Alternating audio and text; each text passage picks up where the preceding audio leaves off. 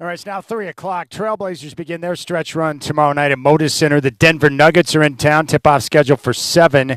Brendan Slaughter will have Blazers Game Day live from Moda at 5.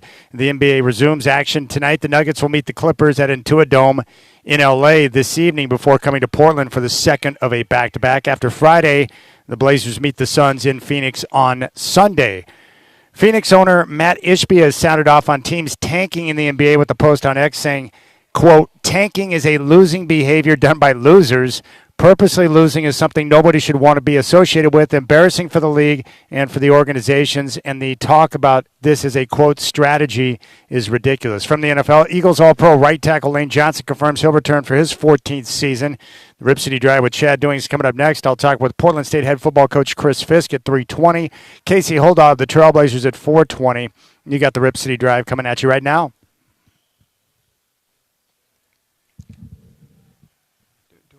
Do I have a cough button? Okay.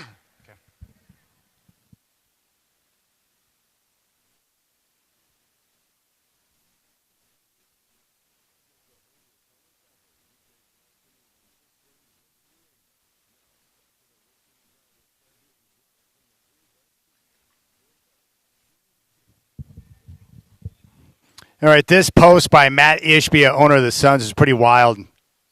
Tom Habistro, who is the analytics insider for the Trailblazers, has put out a new story at Yahoo Sports that says, or Tom said, Adam Silver says, this is the most tanking he's ever seen. So I power rank the tanking teams based on a sophisticated 5-factor system. He's got that story up, and Ishbia responded to the tweet on X from Habistro and said, quote, this is ridiculous. Tanking is losing behavior done by losers.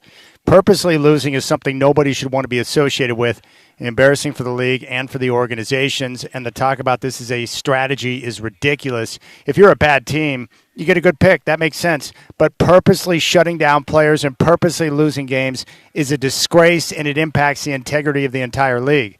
This is much worse than any prop bet scandal. This is throwing games strategically. Horrible for fans that pay to watch and cheer on their team, and horrible for all the real teams that are competing for playoff spots.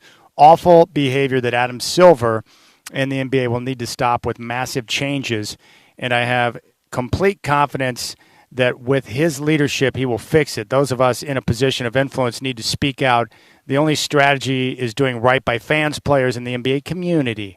So there's Matt Ishbia, and I love one of the first responses in regard to what Ishbia had to say from Nets Muse. I would also hate tanking if I drafted Dragan Bender and Josh Jackson with the number 4 pick back-to-back. That's pretty funny. You know, I don't disagree with what Matt Ishbia has to say. One of the big issues facing the NBA right now, I think there are 2 items, and they're not involving gambling. It's players who are using load management. So fans, when they show up to the arena, sometimes are getting a C product when they paid for an A-plus product. That's a problem. And it's really hard for the average fan to understand a guy making $50 million a year or $20 million a year or $30 million a year not playing or showing up and wanting to give their best effort each and every night. That's a foreign concept to the majority of people who support and love sports, NBA, NFL, NHL, Major League Baseball, whatever.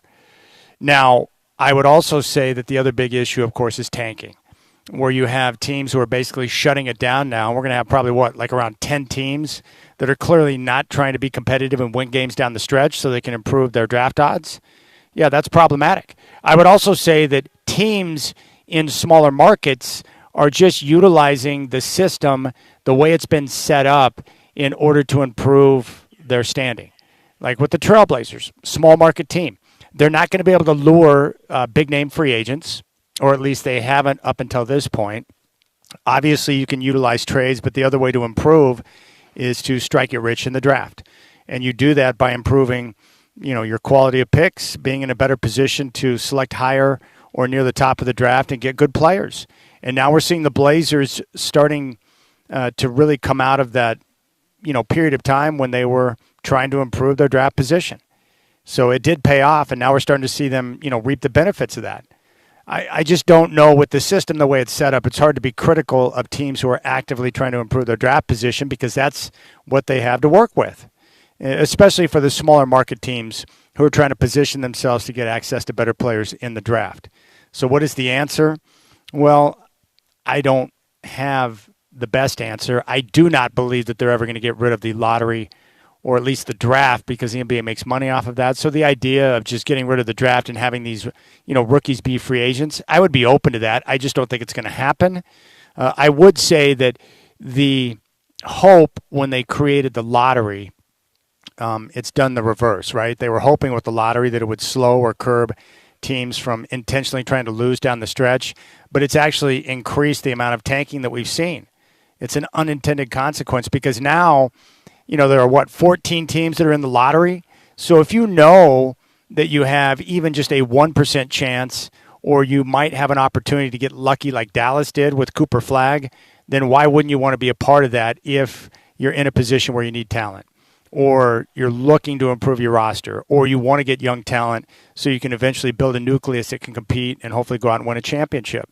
One of the best tools right now for those teams that can't lure big-name free agents, that don't have the access with trades to be able to bring in the talent that they need, you're going to do so via the draft. And the best way to do that is to be a part of the lottery. So maybe just going back to the team with the worst record, being in a position to get the top pick, maybe that's the best way to do it, since the lottery clearly is not curbing any of the tanking efforts that we're seeing. I think that's one way to do it. The other recommendation that I've seen floated around is that you take the 14 teams who are in the lottery standings and you give the team with the best record the top pick. I mean, that's one way to do it, right? Because it would provide an incentive for teams to try and win games down the stretch instead of shutting players down and tanking. Maybe that's one way to do it. But the problem is when you have the worst team in the NBA, I think Utah would be a prime example of late. When you have the worst team with the worst record not getting access to the top pick ever, see, that's a problem too. Because how are you ever supposed to get better as a franchise if you don't get access to the top talent? So it's a major issue. The league's got a variety of different issues, but I think those are the top two. Tanking and then the load management where stars, don't play a full 82 games anymore. They play a handful of games, 65, 67, 70 games, sometimes less, but guys are, taking the easier path now because they don't want to put themselves in a position to get hurt, or teams are being overprotected with some of their stars, or maybe some guys are just exploiting the system and looking for different ways to not have to go out and grind it on a nightly basis. The other thing I don't think is ever going to happen, too, they're not going to shorten the season. I don't think they're going to reduce games because you need the inventory to be able to continue to charge top dollar for the TV deals. And by reducing the schedule, I don't see how that solves the issue. So there you have it. But I'm happy and thankful that the Blazers are where they're at now and that we've come out of that 3-year stretch of just brutal basketball. And the Blazers have got some young talent now. They've got some players who are turning some heads. Donovan Clingan is developing nicely in year number 2. Shaedon Sharpe is starting to show flashes. Unfortunately, Scoot was injured almost the entire season, but now he's back and showcasing what he's capable of as a youngster. And then they've got Denny Avdia and Tamani Kamara. So the Blazers are in a prime position now to move forward and be competitive, which is nice. And the stretch run, they've got 26 games to go. I told you, I went through the remaining 26 games. I think they're going to go 19-7 down the stretch. They're definitely going to be a better than 500 basketball team, and they will be a part of the postseason. It looks like they're pretty well locked into the play-in, and I'm hoping that they can get up to the number 8 seed and be able to play the 7-8 matchup, win one game, and you get in to the playoffs as a 7 seed. Like, that's kind of my dream scenario down the stretch for the Trailblazers. We'll see how it plays out.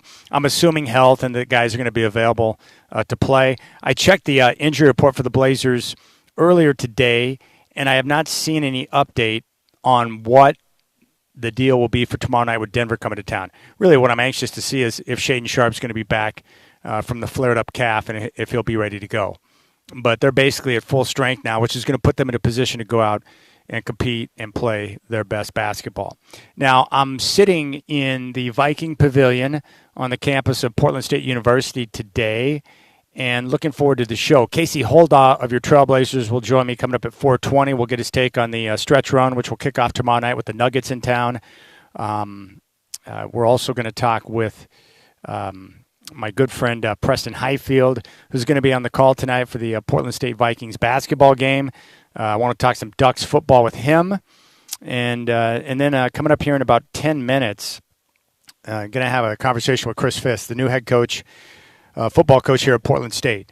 After a incredibly successful run at Central Washington, he decided to take the job with Portland State, and I believe that this is the most difficult head coaching job in the entire country.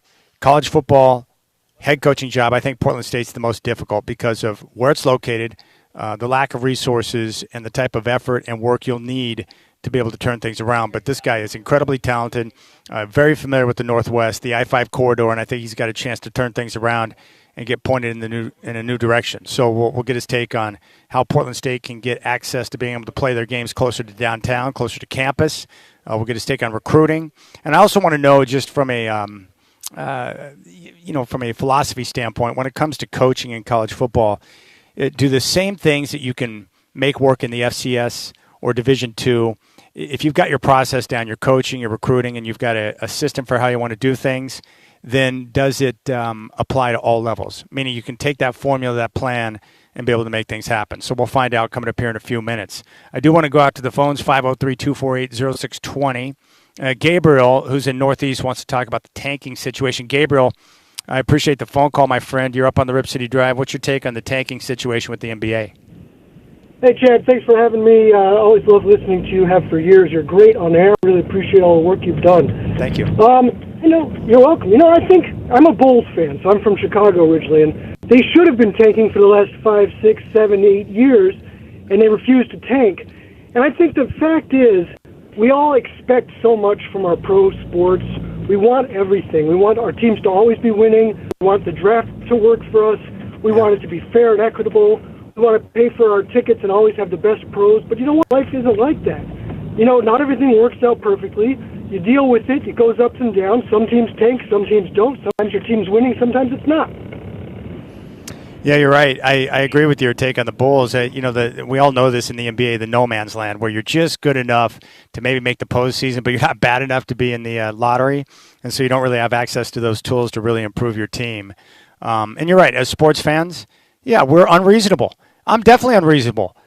Is my team winning a championship? No. Then I'm really irritated about it, and my main question is, what is being done to try and get the team in a position where they can compete and win a championship? I think a lot of it has to do with where you grow up and who your teams are, too. If you're used to your team winning a lot of games and winning championships, you're going to become a little bit unreasonable when they go in a different direction or they suffer a few years of losing. And I think for the Trailblazer fans, even though we've only got one championship here in Rip City, the franchise as a whole for most of my life has been incredibly successful, competitive, perennial playoff team. They've been to multiple NBA finals. They've knocked on the door. They've been very successful. And so, but the Blazers, they had a plan and they executed it based on the system that's in place, and now they're starting to reap the benefits of that. And they got some good fortune by making a deal with Washington, and they decided to hand over a budding superstar in Denny Avdia because they're morons. Like, how dumb are they? And if I'm a Wizards fan, I'm like, what are you guys doing? Like, who is the ad wizard that came up with this trade idea? You're going to unload Denny Avdia for nothing and give away a superstar? It's crazy to me. All right, we'll keep things rolling.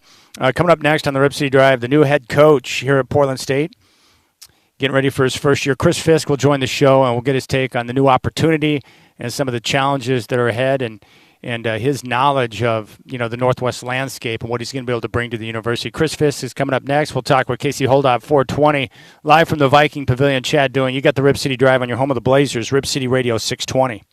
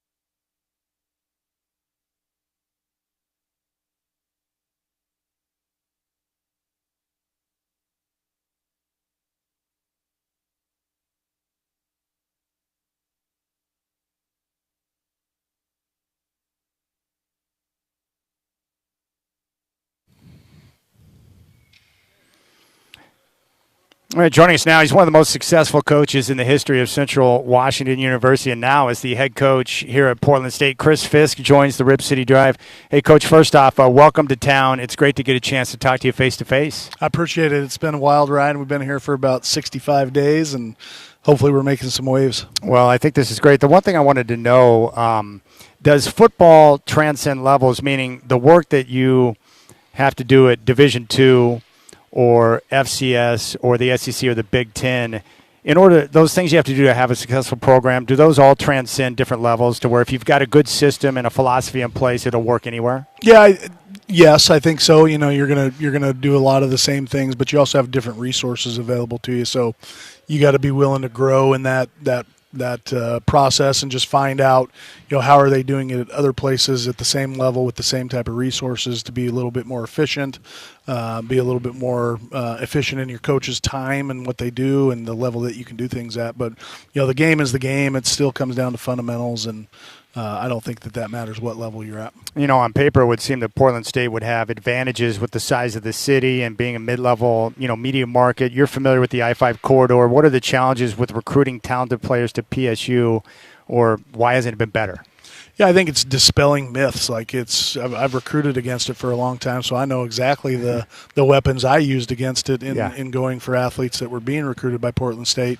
So it's coming in here and just bringing people back to the park blocks and getting them on campus and see that our city is on an upward trend and that we have a lot to offer students down here, and that the parents can feel safe with their students coming to the campus. And so it's just really getting people on campus and just showing them what a great product that we actually do have to offer here. You know, between you and your staff coach, how good are your relationships with high schools from, I would guess, Southern California all the way up to Canada, which I would imagine are the critical areas for you guys when it comes to recruiting? Yeah, you know, I'd like to think that everybody that sent us a young person to develop, by the time they were done being part of our program, they were a better person for it, right? Regardless of the wins, regardless of all the other things to do with football. Football is the easiest part in the equation. I think developing young men, making sure that we get them out with a quality degree is really the mission here. And so our coaches in the Pacific Northwest know that we're going to do that for those guys and that we're going to take care of them. That makes sense. Now, when you take over a program like Portland State, what the philosophy, like where you get started, is it through recruiting high school kids? Is it the transfer portal? Is it, you know, looking at junior colleges? Is it a combination of those? Where does it start when it comes to building a program? Yeah, it's all the above. I think, you know, you've got to really a lot of inventory in terms of the volume and the amount of players available to you and the talent acquisition that needs to go on. And so you're looking through the portal daily. You're looking through junior colleges daily.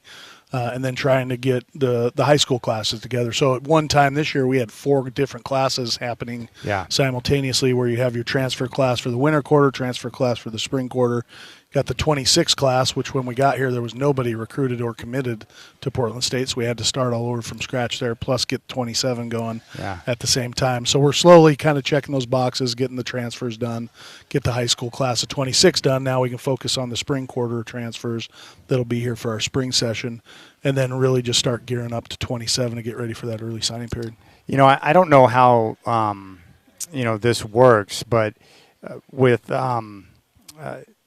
maybe it was the same way at Central Washington too, but do you look at the program, like you're bringing kids in, you're recruiting them, and you're going to have them for, what, 2 years? And the good ones are going to obviously look to cash in on an opportunity maybe to step up if those NIL opportunities, present themselves. Like, how do you deal with that, knowing that you're going to have kids for 2 years, or is that how it works? Yeah, no, I think there's been these times in football. Like if you go clear back to the concussion conversations, the safety of football, you go back to the mental health conversation that we had a few years back. And I think you have all these periods and times where you had an opportunity to sit there as a coach and say, well, no, we're going to do it the way we've always done it, or we're going to listen and we're going to change and we're going to grow and we're going to adapt. And the portal's no different. Like it does make me happy. I don't like it. Yeah. But I've got to go thrive in this environment, not just be disgruntled in the environment. So the thought of bringing in kids, telling them about our process to go develop them to get those opportunities, and really talking about, listen, I need this amount of time with you, and if those opportunities come, we're going to support you in it. We'll make the phone calls for you. We'll help you in that process. So that will also help get the next wave of guys coming in too that go, okay, well, these guys got that opportunity. We had a young man at Central, a number of them, but this one specifically came in, gave us 3 years of his time, put us to a conference championship, and now he's at Boise State. So, those things are positive for young people. That money that he got from Boise changed his family's life. Yeah. And, if that's going to be that way, then great, then let's go support it. But let's have a plan to go attack the process as we lose those kids. Yeah. How do we get replacements in? See, I love that approach, and there are coaches that do this. It seems to be the ones who are maybe a little bit younger in the game, where if they get players and develop them and they have an opportunity to go somewhere else that's good for them and their family, the coaches that support that and want to promote those guys, like I like that. And it sounds like you're on board with that.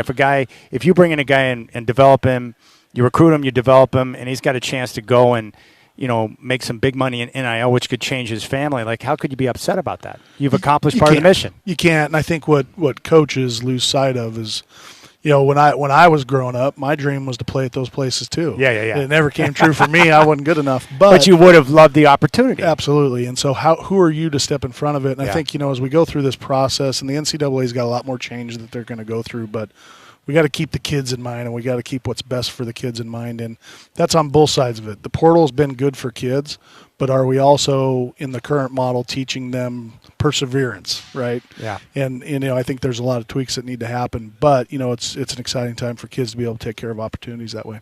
What did John Eagle say to you when you reached out to him about the opportunity here at Portland State?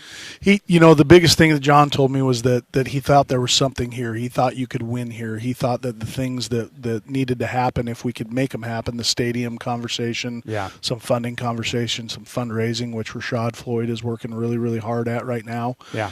If we can get some of these things fixed, this place, it used to sell out downtown, right? Yes. Back in the day. And so we've got to find a way to ignite that again. We've got to get the right people at the table within the city council, mayor's office, whatever we got to do to get people to the conversation of how do we get Portland State football back downtown. Yeah, well, I was going to ask you that question. How important is it to have the games closer to campus, not in Hillsborough, but closer to downtown or in downtown? It's critical, right? Yeah, I mean, I think it's an important part of the plan of the future, right? Yeah. But right now, that can't be what we talk about, right? Right now, we have to go make Hillsborough the best version of Hillsborough that we can make it. Yeah. And we can't find excuses to not win football games out at Hillsborough, and that's the facts of the matter. And so, but you can still be planning for a future while you're focusing on making the best of the situation. Absolutely. As is. Yeah, so those conversations are happening. I think we're starting to get the right people to the table to have those conversations for the future of it. But, our plan right now is go August 29th. We got UC Davis coming into Hillsborough, and we got to set that place up. When was the moment that you started to realize that coaching might be the pathway for you? Like, who were the influences? How did that come about, and that transition for you? Yeah, I knew it at a really young age. I was probably 16 or 17 when I knew I wanted to get into coaching, and it really came down to, I played for a guy named Jim Cutter in Pocatello, Idaho, and his son was Dirk Cutter, who was the offensive coordinator at Missouri at the time, and later Boston College, then the head coach at Boise State, Arizona State, into the NFL. I think we all know his resume. But Coach Cutter is known as one senior is known as a tough guy. Like that was probably a good experience for you. That was an amazing. Yeah, I mean, you grew up real quick. And, and he toughened you up, and I think, some of the things that maybe went on in practices you can't practice today, yourself, But, growing up in that, we got a really good football education because those guys were only a few years removed from being the staff in a Big Sky at Idaho State. And so growing up with that football education and those people around you really set you up to be wanting to be a football coach. And so I knew it really early, and I'd see Dirk in the summertime come around our practices, and always thought he was looking at us, right? But he wasn't. He was just visiting his dad. But when I saw that and just saw how much joy those guys got out of coaching, it was an easy choice for me. I know I've heard some of the coaches from the big conferences that usually when you sit down with parents or kids now, usually the first question is, what's the number? What is the conversation like when you're recruiting kids to Portland State? Like what are the kids concerned about? Is it money? Is it playing time? Is it an opportunity? And what are the parents concerned about? What do you hear in those conversations? The topics are too broad to really even kind of nail one thing down. I think every family's got their own constraints, right? Like we talk to a family from a affluent area where money's not really the conversation, that because they've got money or they can support it. Where you go down to a different situation where the family has no money.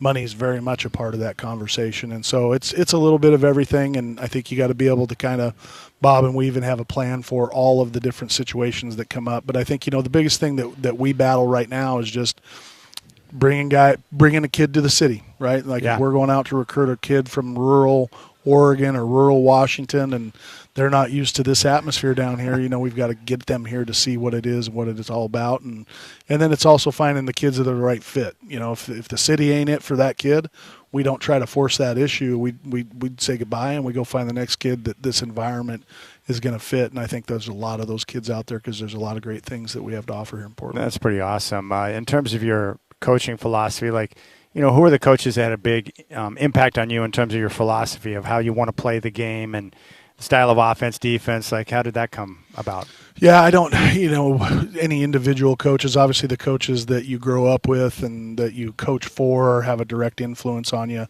I had Craig Howard, who was at Southern Oregon University. We won a national championship, had a really major impact on me as a coach in terms of the way I coached with love, like taking care of kids, doing right by kids. Where I've had other head coaches I coached for that were more schematic and learned a lot about football from those guys. Then you study the greats like the Sabans and those type of people. But really what I've tried to focus on is if you go look at the best teams in the country, every single NFL, the FBS, the FCS, D2, D3, and really kind of study what successful football is, that really starts to build your brand. That, listen, no matter how much the game changes, we want to put air raids into this. We want to put tempo into it. If you want to make deep playoff runs and runs for national championships, you run the football, you stop the run. You can play in cold weather, and you can handle those elements that are going to come up at some point as you make those type of runs. And so that's going to be the brand of football that we play here. Well, that's great. I mean, it really does apply to any level because if Kurt Cignetti can take Indiana from where it was at to being the best team in the country and winning a championship, an undefeated season, arguably the best season of all time, then someone can have success at Portland State, right? Why not? Why not? I just look at it, and we're sitting in this gym right now, and you just go, why not Portland State? Dude, this gym, you got the Viking Pavilion. This is a sweet basketball facility. This is something I never thought was possible, and yet here it is. We're sitting in it right now. We got unbelievable like this, but we also got one of the best weight rooms in the Big Sky right down the hall here. It's very nice. Great locker room facilities around here. So, we've got the opportunity to really flip this thing around here, but all the resources that we have sitting right here in Portland is why aren't we doing it, right? We got to get those people in, and we got to get them in to help this thing and get this thing repaired and find a way to get ourselves back down here. Coach, when you're putting schedules together, are there certain, geography-wise, are there certain areas that you want to be able to play games like Texas or different parts of the country you want to get to? How do you look at scheduling? Yeah, I think there's a couple things as you're looking. To me, we need to go play the best FCS teams available. Mm-hmm. That's the only way that we're going to find out what the standard of FCS football is. We certainly have that right within our own conference, right? Montana State, Montana setting that standard. So we have that to look at, but we also want to go look at the Missouri Valley Conference. What is the standard? And can we get games with those teams? I'm not There's as some concerned. good teams down there, too. Yeah, and I mean, it's – with North Dakota State leaving, that takes a hit in terms of the FCS, one of the best to ever do it leaving. But there's a ton of teams out there in South Dakota State, Southern Illinois, and that great conference that I'm more concerned about who we play to go see what the standard is of what we need to get to than where we're playing those games at. And to me, we want to attract students from all over the country, but we still need to be playing the best teams in the country. That's great. How have the kids changed over the last 10 years or so, or is it pretty much the same? They're yes and no. I think kids are kids still. They still want to be loved. Mm-hmm. They still want to be challenged. They still want to be held accountable. They still want to be part of something bigger than themselves. Those are all the every coach speak word I can give you right there, right? Yeah. They still want those things. But the way they learn and their attention span for things has changed. Like we do installs in the summer in TikTok format now, very short bursts, and try to really kind of put out short informational pieces to them that they can absorb, and then they're on to the next thing. And they learn really, really well that way, where you and I sat in a lecture hall for hours on end, that doesn't work anymore. And so even taking time to do social media breaks at meetings and just finding different ways to connect with them in the different style of learning, because they're receiving information on a super highway now, right? That we didn't used to have that when we were younger. And so we're just trying to find out how we can best teach in those models. And so, are you finding success with the short bursts in terms of guys being able to absorb information? I just came from D2 to D1, so I must be finding a little bit of success. So yeah, that's so great. Yeah. I noticed that with my own kids, right? Like our kids are similar age. My son just turned 23, my daughter just turned 16, and I noticed with my daughter, if I'm unloading too much information, like it overwhelms her. Yep. But short bursts. Yep. Directives, like she can latch onto that real quick. Yeah, and making it fun. I think the kids, the days of football not being fun are over, right? Like you got to get out of your box. You got to find ways to connect with the kids. And I think maybe the difference between kids of the old days versus kids now is that connection piece is really important to these kids. Yeah. Being connected on something bigger than football, having a personal relationship where, I think of Coach Cutter, there wasn't a personal relationship there, but I revered him. Yeah. Right, where now they really want to get to know you. They want to know about your family. They want to know what your likes and dislikes are because that's what they've been brought up in. They've been brought up to want to know those things. And so it's a fun era to be coaching in that way, too, because you get a lot of lifelong friendships after football's over with these kids that you still talk to them today. I still talk to the great Riley Hennessy out of Camas, Washington. That's all awesome. The time. Austin Dodge up in Ridgefield, who played for us at Southern Oregon. Like those relationships go deeper than just football in the long run. Yeah, I would imagine that's where the real reward comes from, right? Because I know Mike Riley was famous for having his secretary bring him the Rolodex, and he would flip through and just call players that had played for him to see checking in and see how they're doing. Yeah. Like those relationships, or having a player that you took when he was young and he had to grow and went through a process, and then you see him 10 years down the road and he's got a wife and kids and flourishing. Like you've got to enjoy that, right? I do. Like we're gonna go Saturday. We've got a clinic up in Seattle, and then I'm gonna go to a memorial service for the father of one of my players that we got really, really close with over time, and so there's the good parts of it, but you also go through and become lifelong friends with families, and it's a pretty impactful thing, I think, over time. What's your favorite play? Like, do you have a play that you've always enjoyed, or like the execution of a play? Yeah. Like I remember the way Joe Gibbs used to run the counter tray with the guard and the tackle pulling, and when that was executed perfectly, I was like, wow, that's some good football right there. Like, what's your go-to that you've learned over the years? There's probably nothing more beautiful than the power play. Right? Don't you love it? I'm an O-line guy at heart, so if you ever had the opportunity to go study North Dakota State University A-gap power, when that thing is successful and rolling, there's probably nothing better than watching in the game of football. There's a certain satisfaction that comes from watching your team physically moving bodies off the line of scrimmage, right? We call it the 60-minute softening process here. And so, really, there's no more greater joy than getting into the third or fourth quarter of a football game and watching a team's defense tap out. Yes. That's when you got them, right? When they start to tap out. Yeah. That comes from being physical. Isn't that great, though? Like football, this is one thing I love about the game. Like even with all the innovation, and the game has changed so much from when I was a kid, but it still gets down to tough guys moving bodies at the line of scrimmage. Is that not it? Like it's still that? It is. Yeah, no, we talk about it almost daily here, is that football's for big people, and big tough people, and tough people win football games, right? And so, that's the process that we're going through. How do you coach toughness?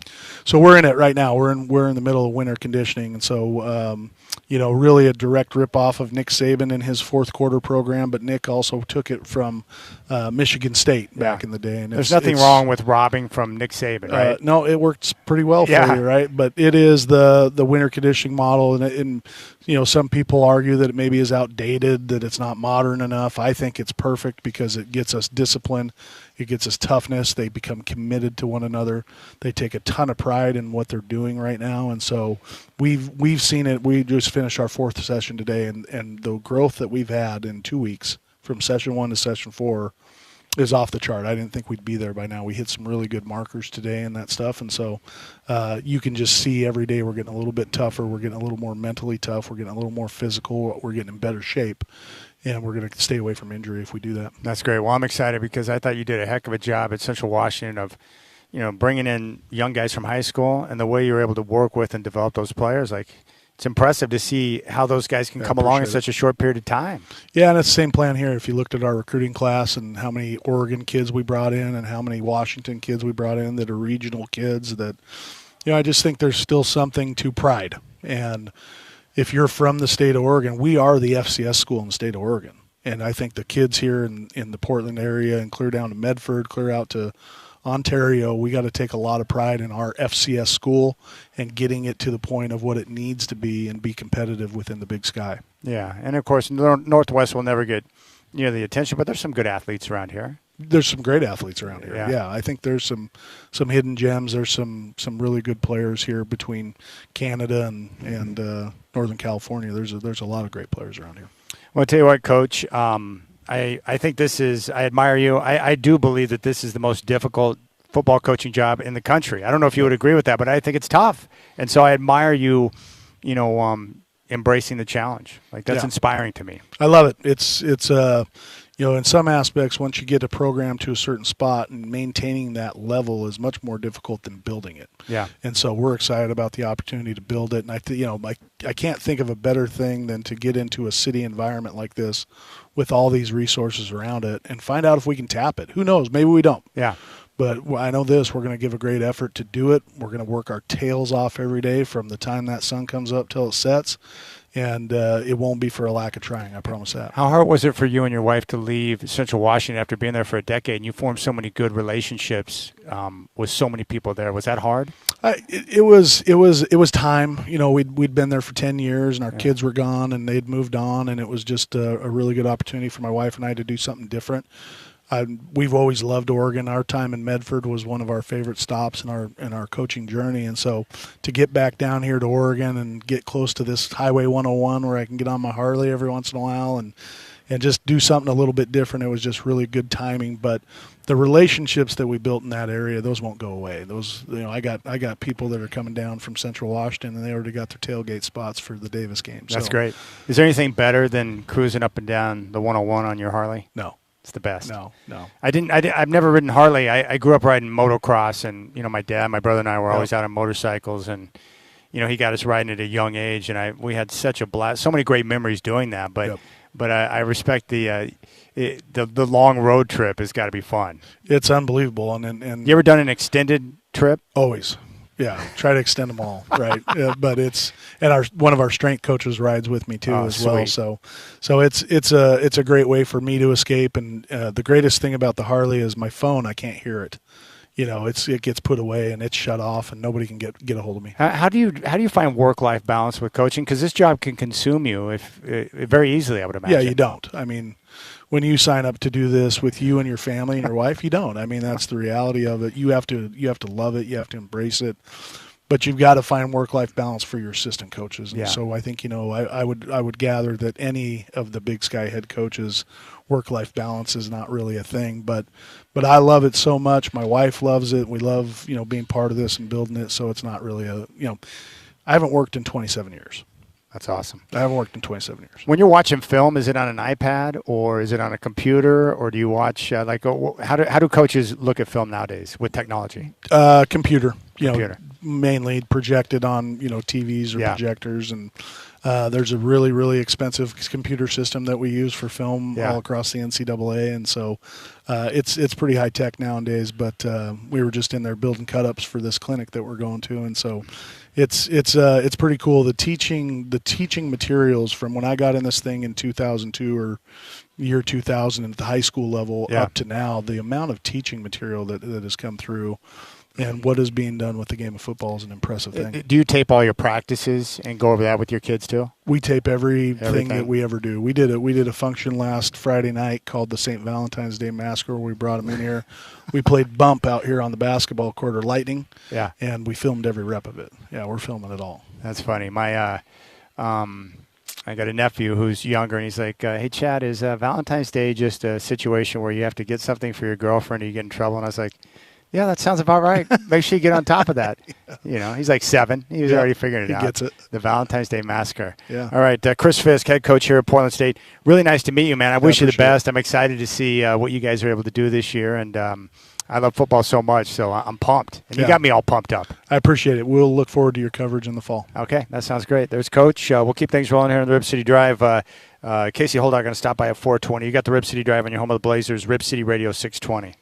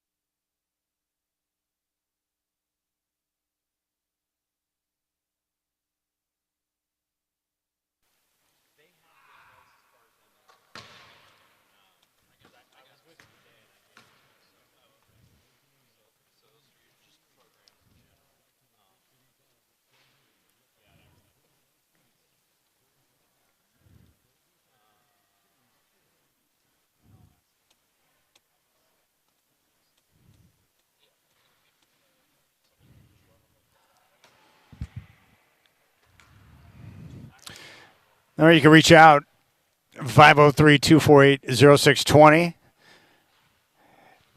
We're going to talk with Casey Holdock coming up at 420. I want to get his take on All-Star Weekend and get his reaction to what he saw down there. He was at Intuit Dome. We saw Dame win the three-point shooting contest. He is now a three-time winner, joining Larry Bird and the great Craig Hodges. And so we'll get his take on how things played out down there. Plus, Denny Avdia's first All-Star experience. But most importantly, I want to get his take on the upcoming 26-game stretch. The Blazers' stretch run as they continue to jockey for playoff position with the play-in, which all kicks off tomorrow night with that starting with the Denver Nuggets in town. So Casey Holdock coming up at 4:20. Preston Highfield will stop by. Want to get his take on the Oregon Ducks.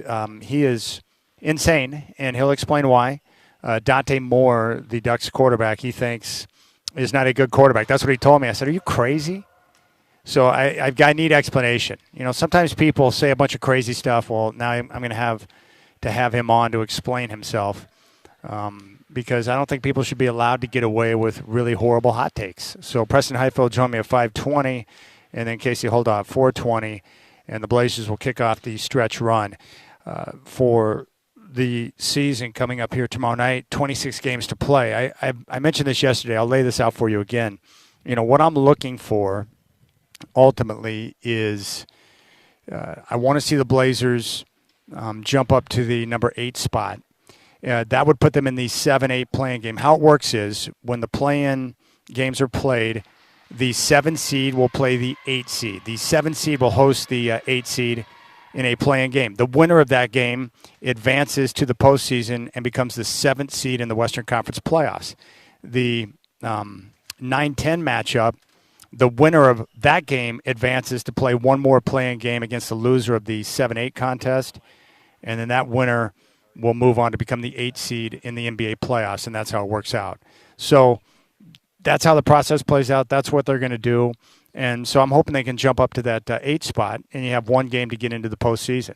And you become the 7th seed and have a likely matchup with the San Antonio Spurs.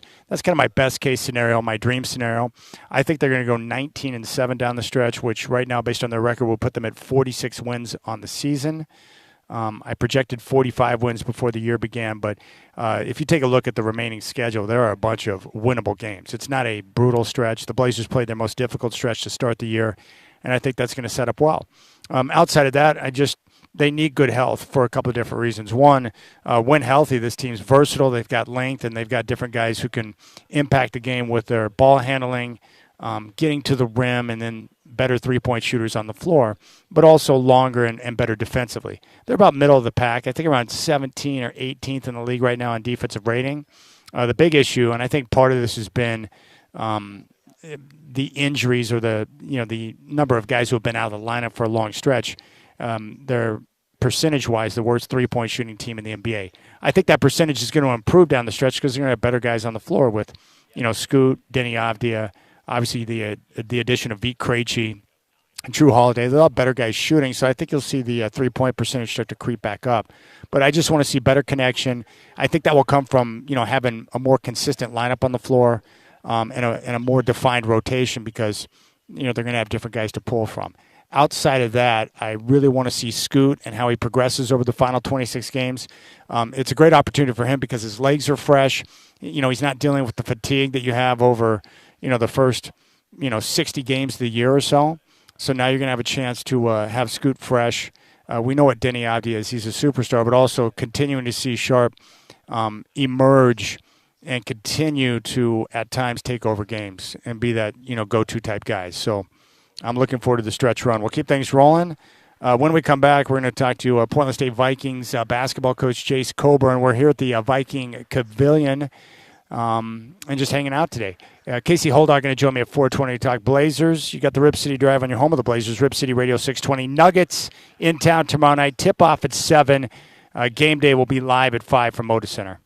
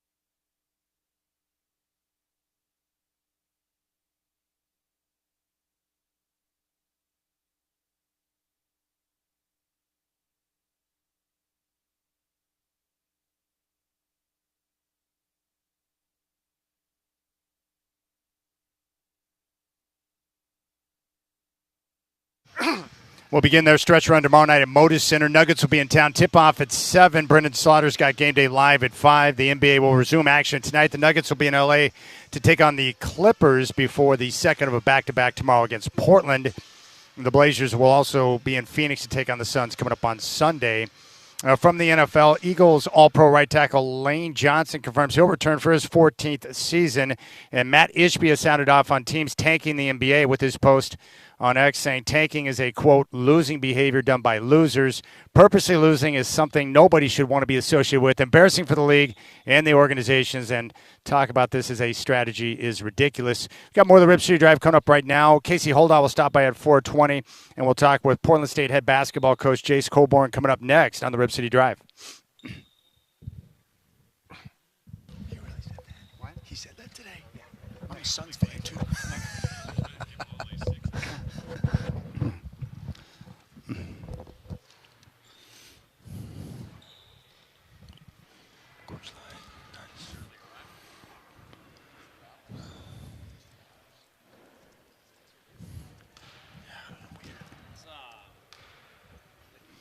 All right, very happy to welcome, he's joining me courtside right now, Jace Coburn, who is the head basketball coach here at Portland State. Welcome to the show. Hey, thanks for having me. Appreciate it. Thanks for being here, too. I just put 2 and 2 together because you got friends in the Phoenix area. You're a Suns fan. What do you think about the owner coming out and saying, hey, tanking's unacceptable? Yeah, I guess, man. I've been a Suns fan my whole life, but I've turned into be a Blazer fan, too. So, but yeah, everybody always asks me about Michael Jordan. He ruined my life in 1993 when the Bulls beat the Suns. But well, you know what's amazing? I just watched a great video on Kevin Johnson, the great KJ, longtime point guard for the Suns, and I always loved him as a player, but I hadn't seen too many point guards with that quick of a first step back in his heyday, man. He was awesome. No, yeah. KJ was my favorite player growing up, even before Barkley got there. I loved watching KJ. That's like who I tried to be when I was a little kid and running around and all that. And to be honest, we got a point guard right now who kind of reminds me of him. An athlete like that, quick, fast, can get to the rim. So, yeah. Well, your team, you guys have made the Pavilion, which is a beautiful basketball facility, by the way, a great home court advantage. You had 15 consecutive conference victories in-house. What have you done over the course of time to make your home court, protecting your home court, and making this such a great place to play for your guys? I tell the guys all the time, our job is to inspire the people to come back. We've got a great fan base. They come here probably a lot like the head coach, scream their heads off. Veins are popping out of their foreheads, things like that. So we've got a very passionate fan base that comes here and brings some energy, brings some juice. Much like, and when I first moved here 13 years ago, I'd go to a Blazer game and see people with like Blazer tattoos and stuff, and I thought that was the coolest thing ever. So our fans are very similar in that way that, they put it on the line every single night. I'm not a tattoo guy, but I can guarantee you if I did decide to get a tattoo, the Blazer pinwheel would be the first thing that would get on my body. See, there you go. I've seen a lot of those when I go to a Blazer game. I see a lot of it. And it's like, no, yeah, I love the passion of the fans for sure. All right, you got to talk about the support you have. It's remarkable, but your mother and your father, your wife, your kids, you've got family and friends here that are at every game that support you and get into what's going on. It's got to be nice to have that type of familiar support with what you're doing. Yeah, it means everything to me. Without my family, I'm nothing, and I was fortunate enough to move here. My wife played soccer at Oregon State, actually, and she's in the Hall of Fame at Clackamas High School. So our 3 kids were born here. My mom and dad, they're living in Phoenix, and they come up to every home game. They travel a lot to the away games, and to have them around is awesome. Like it means everything. All right, I never had a chance to have you tell me the story, but it's pretty awesome. So you got married during COVID after the Big Sky tournament had been shut down. And you did it because you had all your family together in one spot. Explain to me how that went down. Well, the reason we did it was so we felt like we had a really good team that year. And, we felt like I think we'd won 5 or 6 games in a row going into the tournament. So we thought we were as hot as any team and had a chance to make it to March Madness. And then COVID happened, and I looked around at the room and the seniors, and everybody was crying and stuff. And everybody was so upset that we felt like we needed to turn the day into a positive. And so my wife and we contacted the Big Sky, and they let us use the arena. And I have a lot of family in Boise. That's where a lot of my family's from, Idaho. So they all showed up, and my cousin got, ordained in the car on the way there. Awesome. And my wife went across the street, bought a white jumpsuit. One of the parents from the team got her some flowers. We played a boombox out there, and I had the suit from our game, and we just decided to get married. And it's something that you know, you got to share with everyone you cared about. Exactly, and it lives with us forever. Like our kids are going to know about that story, right? And so there isn't a day that goes by that we ever regret doing it, and it was awesome. Like it was just the greatest moment of my life. All right, Coach, tell me about your squad. You've got a great squad, and tell me about the key of your 3 seniors, including Jalen and Terry, who decided to come back and really make this home and turn you guys into what you are this year. Yeah, I love those guys. Like they play hard every single day. Like every single day they show up to practice with great attitudes and practice hard every single day. We don't have bad practices because of our 3 seniors. They set the tone for it every single day, and to be able to have those guys back with everything that's going on in college basketball right now, to have 3 of your best players come back is awesome. It means everything to me. It means everything to them. You know, we're building a very strong culture here, and they wanted to come back and try and win a Big Sky championship together. So I couldn't say enough positive, great things about those guys. What were those conversations like between you and those guys? Because they had opportunities to go elsewhere. Like, so what were the conversations to keep them in place, or had they already made the decision they didn't want to go anywhere? No, I think that they had decided, you know, as a collective group that they wanted to run it back. Oh, nice. You know, and to their credit, I wasn't going to try and convince them or beg them to come back. Like those guys wanted to do it, and so you know, because I just believe that, you know, if your heart's in a place, then that's where you need to be. And so there wasn't, you know, everybody always asked me, they say, oh man, you did such a great job of like getting those guys back. Well, it wasn't one particular conversation. It was the course of a season. It was a course of their time here at Portland State that they enjoyed being here. It wasn't like I, you know, had to just one conversation try and convince them to come back. Like it was an audition the whole season. And, you know, and those guys know what I'm about. I know what they're about, and so it's worked out awesome. Like I couldn't be more proud of those guys. All right, we mentioned the home success, but also you guys had 6 straight conference wins on the road. Is that a product of the senior leadership, or what's the key to going away from your building and being able to have success when you go out in conference in those road games? We looked at a lot of things after last year. We were really good at home last year. We've been really good at home the last 3 years, but one area we knew we needed to improve on was to win on the road and figure that out. And so our practices have been more intense this year, because I just feel like when you know, you're in intense moments on the road, you have to be able to be good in those situations. And the only way to get good in those situations is to be intense in practice. That's the only way you can recreate it. So credit to our team for that, for sure, for having the toughness to go on the road and win. All right, so toughness then can be, you can create or build toughness in your players by what you do in practice then? Absolutely, absolutely. Our practices are very tough. They're very physical. I'm intense in practice. You know, there's never a day where we step on the floor. I mean, we're either like going to practice or we're not going to practice. We don't do things like halfway. I mean, it's going to be on or we'll take the day off. What did you notice from the time when you were a kid up until now? Do players still want to be coached hard? Like ours do. Yeah. I mean, I like, you know, and I hear that a lot, right? Like, but I think a lot of it is identifying the right people to be in your program. And that's one thing I can really say about our team is they're very coachable. They let me coach them hard. They want to be coached hard, because the only way they're going to get better is if I coach them hard. The only way a player is going to get better is if they're coachable. I tell young groups that all the time, like, stay coachable, because that's the only way you're going to get better. If you think you have all the answers, you're probably not going to improve. So, you know, that's one thing in recruiting we really try and do, is find guys who are going to be coachable and want to be coached. All right, Coach, who is your buddy that comes up from Phoenix and is at every game? Who is this guy? He's got a big presence, the big monster. Yeah, no, he's going to be the biggest guy in the arena tonight. He's my best friend from high school. And, you know, he comes to a lot of games on the road. We joke all the time that he's our team security. But, you know, he's around the team quite a bit. And he comes up every weekend, stays at my house. And you know, it means everything to me, to be honest. Like, I tell the guys all the time, like, the best thing you can be is a great teammate. And he's a phenomenal teammate even to this day. I mean, we graduated high school, 24 years ago. And he's a phenomenal teammate. Like, he's involved in terms of, like, his spirit and passion, just like me. And it means everything to me, too, to know that, like, somebody else thinks that I was a great teammate. Yeah. And so, you know, because that's really what our culture here at Portland State is based on, is being a great teammate. And, yeah, to be able to have that relationship to where he's still supporting me 24 years later, I mean, it means everything. What do you enjoy most about coaching? Is it the relationships you develop with your players? Is it getting a chance to sit down and communicate with them? Is it the work you do on the court in practice? What aspect do you enjoy the most? I'd say the aspect I enjoy the most is what happens when they leave here. You know, like, I really enjoy, like, helping people grow.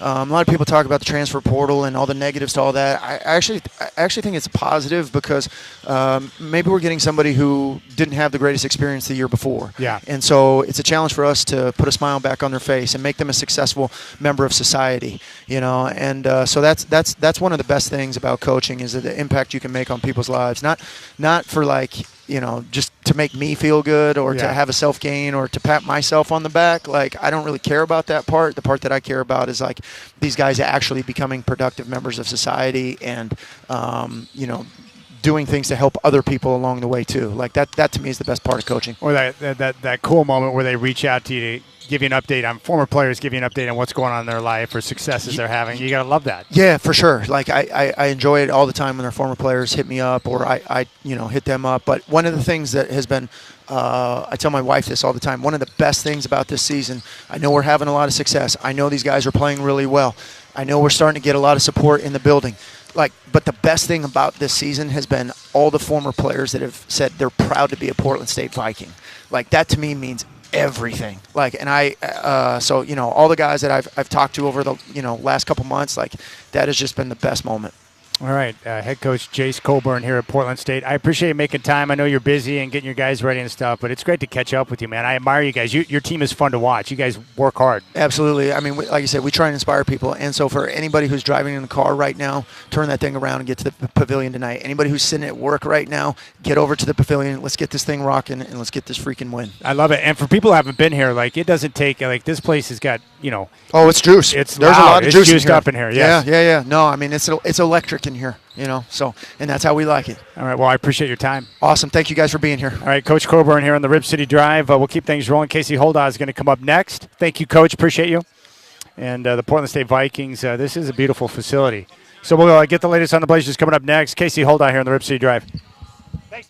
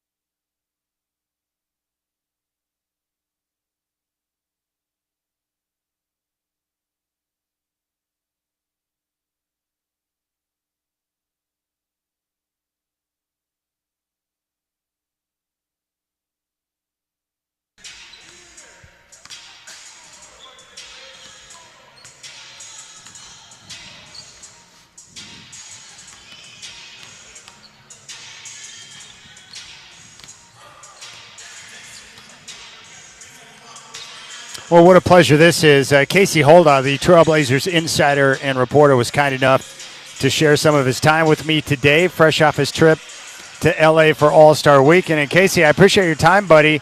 Damian Lillard, you and I talked about it before the event. We're not surprised that he won the three-point shooting contest, but how fun was that for you to be there and to see him compete? Oh, it was great, Chad. And, going into it, I was a little skeptical because, I can see people being like, well, if Dame's shooting, why isn't he playing? But, obviously a very large difference between shooting three-pointers and playing an NBA game. But, yes. I was a little curious what the response was going to be to that. And I was really heartened to see that it was so supportive. And then for him to go out and win the thing, it was just a lot of fun. It was just a good All-Star weekend for the Trailblazers in general. And I think Dame winning his three-point contest kind of was the highlight of that.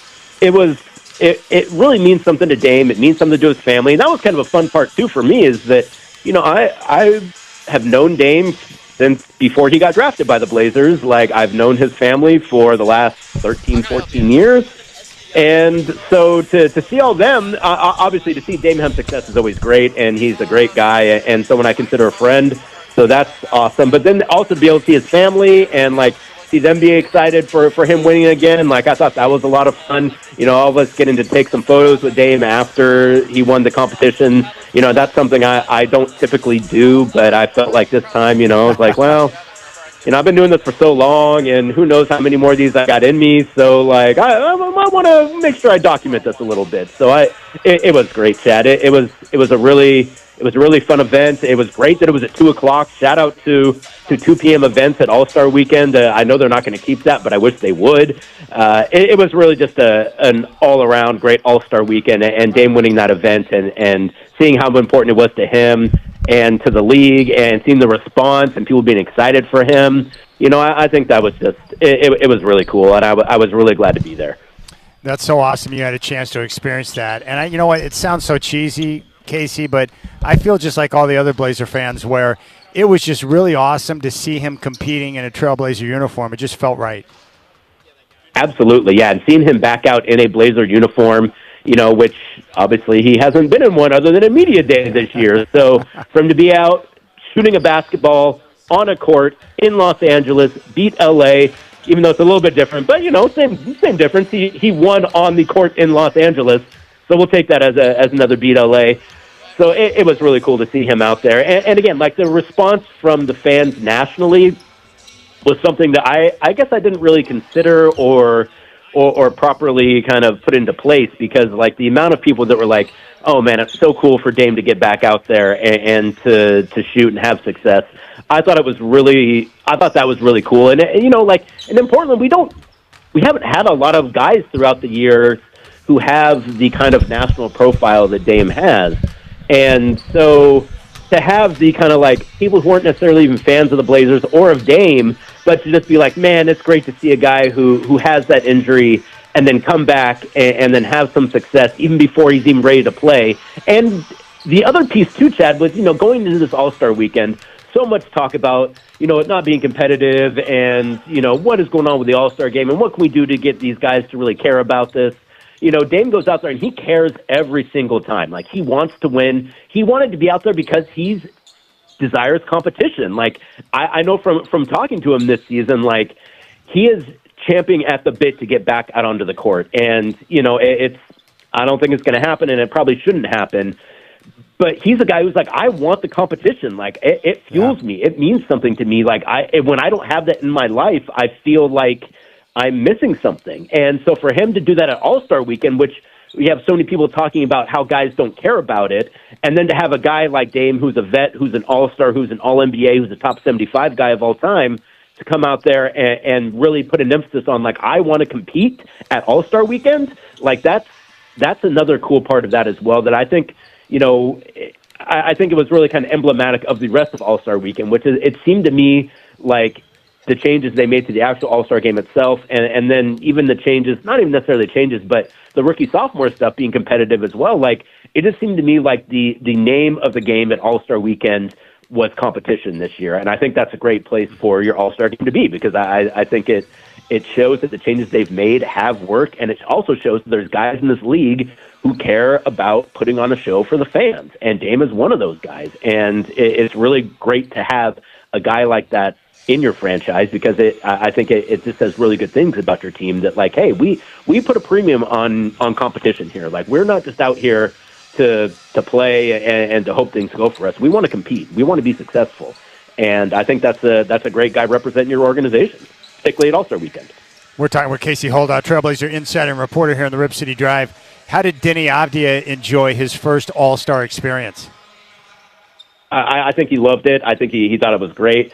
I think as guys find out in their first All-Star weekend, particularly as an actual All-Star, it is tiring. There are a lot of requests. There's a lot of responsibilities. There's a lot of moving around. And particularly this year, with a lot of the events being at Intuit, which is in Inglewood, and the Player Hotel, as I understand it, being in Santa Monica, which is a ways from Inglewood, and then the crossover convention part being in downtown LA, which is also a fair distance from Inglewood, and also a fair ways from Santa Monica. I think a lot of it was traveling around. Obviously, when you enter All-Star Weekend after a back-to-back, as the Blazers did, that already, you're already tired from that anyways, and then you got 3 days of photos and interviews. And with Denny, the interviews take on a different feel as well, because obviously, being the only player from Israel, and there being so much attention on that, and obviously a lot of the world events around that,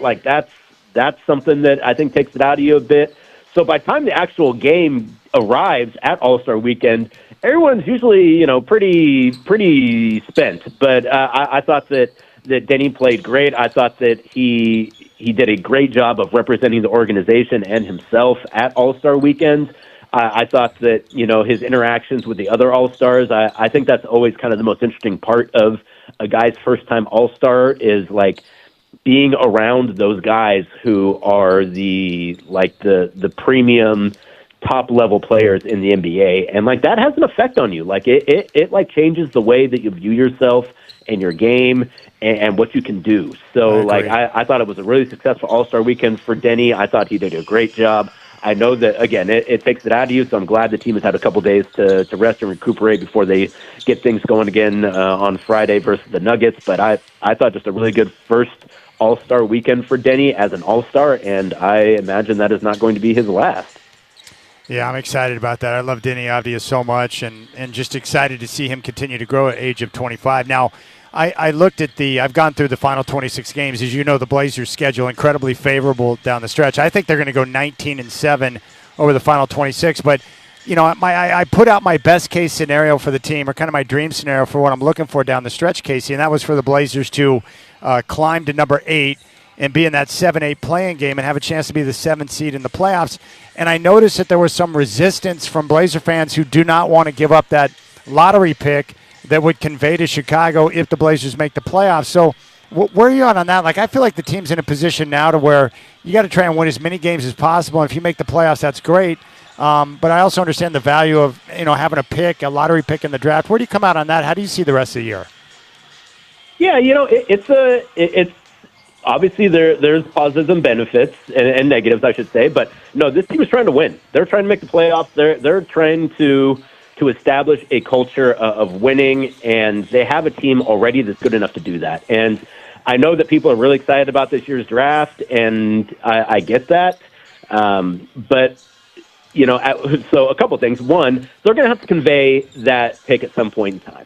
Yeah. And every single year, people are like, no, I want to keep the pick. So it's not like that changes from one year to the next in terms of the quality of the players in the draft, because people say that every year because they always want the pick, because in Portland we love draft picks. That is I've said that over and over and over again. It is one of the draft coverage in Portland does better than anything else. People love the idea of what could be here in Portland. And so I understand people not wanting to necessarily give up that pick, but it's going to have to happen eventually.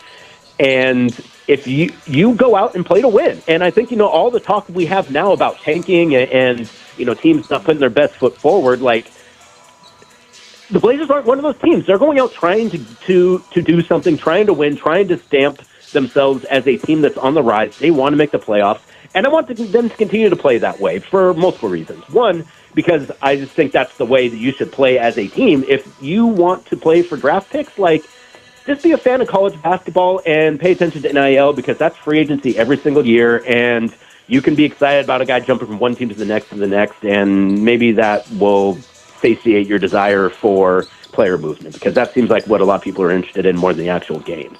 But more importantly, for your players that put in all this work all year round to be their best, you have to honor them by trying to win. Yes. When you don't, it is disrespectful to all of that work and sacrifice that players make. And yes, they are very well compensated. They play a game for a living. It's an awesome life to be an NBA player. Do not get me wrong. But those guys want to compete. They want to win. No guy goes into a season as a player saying, like, boy, I hope we get a good draft pick this year. They want to go out and make the playoffs. They want to win. They want to have success. They only have a finite amount of time in the league, and they don't want to spend that time trying not to win. They want to win. And so, you know, I know teams got to do what they got to do, and every team in the league at some point in time has probably looked to the draft more than they've looked to, you know, winning games. But that's not where this Blazer team is at. They have the talent to be successful. And again, at some point in time, you got to give up that pick anyway. So, like, and the whole, like, well, this is a great draft this year. Yeah, it probably is. But people get draft stuff wrong all the time, too. Like, guys who people think are going to pan out don't end up panning out. Guys who people never suspected would be great become all-NBA players. So that's also a crapshoot, too. And even as a guy who loves shooting craps, I'm not basing my approach to my franchise on a dice roll. Like, I want to go out and control the things that I can control. Yeah. And the things that I can control is playing hard and putting together a team that gives us a chance to compete. And that is what this Blazers team is doing, and that's what I would want them to continue to do, even though they're going to have to give up that pick at some point in time. We're talking with Casey. Hold on. One final point, you know, about Denny Avdia. It really bothers me, the type of hatred he gets on social media from all over the place for being from Israel. It tells me a lot about his character and the way he's able to deal with the criticism and the hatred and the way he continues to carry himself. It just shows his character, and I respect that about Denny. Yeah, I understand people having differences of opinions and approaches to world events and issues. Like, I get that. Like, I think that how people kind of deal with that and what that means to them is their own personal decision. And I support people's right to have opinions and thoughts about world events. Obviously, the situation in Israel and Palestine is an incredible tragedy. But, like, I don't think necessarily that needs to result in you being a jerk to Denny Avdia, which we see a lot on social media. And granted, Yes. a lot of that is social media. So I want to just state this too, though, Chad. Like, so at All-Star Weekend, you know, I'm going into it, and in my head, I'm thinking, like, you know, at some point in time, like, something's probably going to happen, and someone's probably going to get up in a media availability and yell at Denny or do something that, like, is similar to the stuff you see on social media about Denny Avdia. I was waiting for Nothing. Yeah. Nothing ever happened. He gets roundly cheered at every single event that he goes to.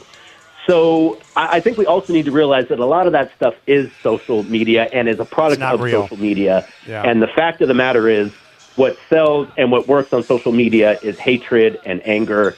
People being excited and happy about people or things doesn't draw the same kind of attention as catastrophizing about the every last thing in the world and making every single issue into a statement about another issue. And so, like, again, like, I understand people's aggravation and anger and sadness about those things because they are very serious issues that seem intractable a lot of times. So, like, I understand that, and I think there needs to be space for people to be able to express themselves in that way while also not necessarily taking shots at Denny Avdia as one man, as a part of a nation of millions. Just the way that I wouldn't want someone to necessarily judge me based off of what Donald Trump does on a day in and day out basis. Like, that's, again, that's my whole point. I am a member of this of this country. I am a citizen, but I would hope that you would judge me on what I do and not so much on what my country does as a whole, because exactly. I only have so much control over those things. Yeah. Well, that's well said, and that's the way I look at Denny. Just like you and I, it's like I love living in the United States of America. I love my country, but it doesn't mean that you and I personally endorse every decision that's made from the leaders above us, right? I mean, come on, it's crazy. No. Of course not. And in a lot of ways, I do the opposite. I don't agree with a lot of the things that we do, but, that's, in a lot of ways, that's part of being a citizen and being in this is probably not the right way to put it, but being in a family. Like, you don't get to pick your family. Like, you just, try to support them the best you can. And when they do things you don't necessarily appreciate, you maybe let them know about it, but you don't cut them off. Or at least I don't. Like, that's my family. Like, that's my people. So, yeah, again, that's, I understand also, too, the idea of using sports as a way to kind of bring people together and, which I think is great. But I guess the flip side of that, too, is sometimes it's going to push people apart because every action has an equal and opposite reaction, That's according true. to Yeah. Isaac Newton, at least. So, but one thing that was cool, Casey, is like you mentioned with Denny, it's cool to see your guys from your favorite team, and in this case, the Trailblazers. I love seeing, like, Denny around some of the other greats and seeing how much they respect his game. Like, I think that's really cool. Like, I love that. They know, absolutely. the greats know how good Denny is because they respect the way he plays on both ends, and that's awesome. Absolutely. And again, like, guys can have different of opinions about things, but particularly NBA players, the overarching thing that they respect is your game. And if you can play, that's something that everyone in the NBA agrees with. Like, if you're a guy who balls and does it in a way that it draws, like, attention and appreciation from your fellow players, you're doing the right thing. And Denny Avdia absolutely has that. Like, he is a guy who people respect and appreciate his game and the growth that he's made this season and the way that he plays, the way he elevates his teammates, the multifaceted kind of approach to the game that he has. Yeah. And also, too, the way that he's rather humble, too. Like, I mean, Denny is not a guy who's necessarily out there, like, tooting his own horn very often. And Brooke actually talks about it all the time. When she's interviewing Denny after, wins, she's like, she has a hard time getting him to actually, like, talk about himself. Because it's always like, I want to talk about my teammates. He always deflects. And so, like, and players recognize that. Like, they understand what that means, and they appreciate it. Both the players that are on your team and the guys that are in other teams and who are all-stars as well. Like, they respect guys who understand the game and play the game the right way and try to elevate their teammates as well as their organization. And Denny is a guy who absolutely does that, which is why, like, he's got a lot of support around the league and in the NBA amongst both the fans and the players. So, I mean, it's been really gratifying to see Denny's growth these last couple seasons, and I think that, he is well on his way to kind of cementing himself as one of the kind of the best players in this league. And, particularly when the Blazers are able to get some more guys back here, and we talked to practice today, it sounds like, they're getting as healthy as they're probably going to be. The Shaedon Sharp's still going to be out for a minute, but it sounds like Matisse and Chris Murray are coming back. So if they're able to get all this team together at one point in time this season, and then going into future seasons, when you get a guy like Dame back on the roster healthy, like, again, I think Denny's just the right kind of guy to be a part of that. And, just not to get too broad with it, but one of the reasons why Dame wanted to come back to Portland was because of Denny Avdia and the way he plays. And needing a guy like that on your team to be successful in the NBA, you need those kind of big handling point forwards who can defend and who can score at all three levels. Like, those are the kind of players that every team needs to be successful. And, Denny has really kind of started to hit his stride now in his, fifth or sixth season here. No question. All right, Casey, hold on. Sorry, we blew past the 10 minutes, but, man, I appreciate your time. I'm excited about the stretch run, and enjoy your night, Casey, and then look forward to talking with you tomorrow, buddy. Sounds good, Chad. Yeah, I talk so long anyways, man. That's not you. That's my fault. Like, I could cut myself off, but I just keep rambling, so. Well, I think it's great, man. I'm so glad you had a good time down in L.A. That's awesome, man. Thank you for sharing, buddy. Yeah, me too. Take care. You got it. There's Casey Holdaw, Trailblazer insider and reporter, here at the Viking Pavilion, hanging out before Portland State's going to get busy tonight. Big thanks to Michael Shacker for being here and Mike London and the rest of the crew for being very hospitable and welcoming us into the Viking Pavilion today. We'll keep things rolling here on the Rip City Drive. We'll talk with Preston Highfield, who's going to be on the call tonight. He's got some horrific duck takes we got to get to. And I hope you're enjoying your Thursday afternoon. No rain today, which is very nice. A little chilly outside, but that's okay. And the Trailblazers are going to kick off their stretch run tomorrow with the tip-off against the Nuggets being at 7. Game day with Brendan Slaughter will be at 5. And it's all on your home of the Blazers, Rip City Radio 620.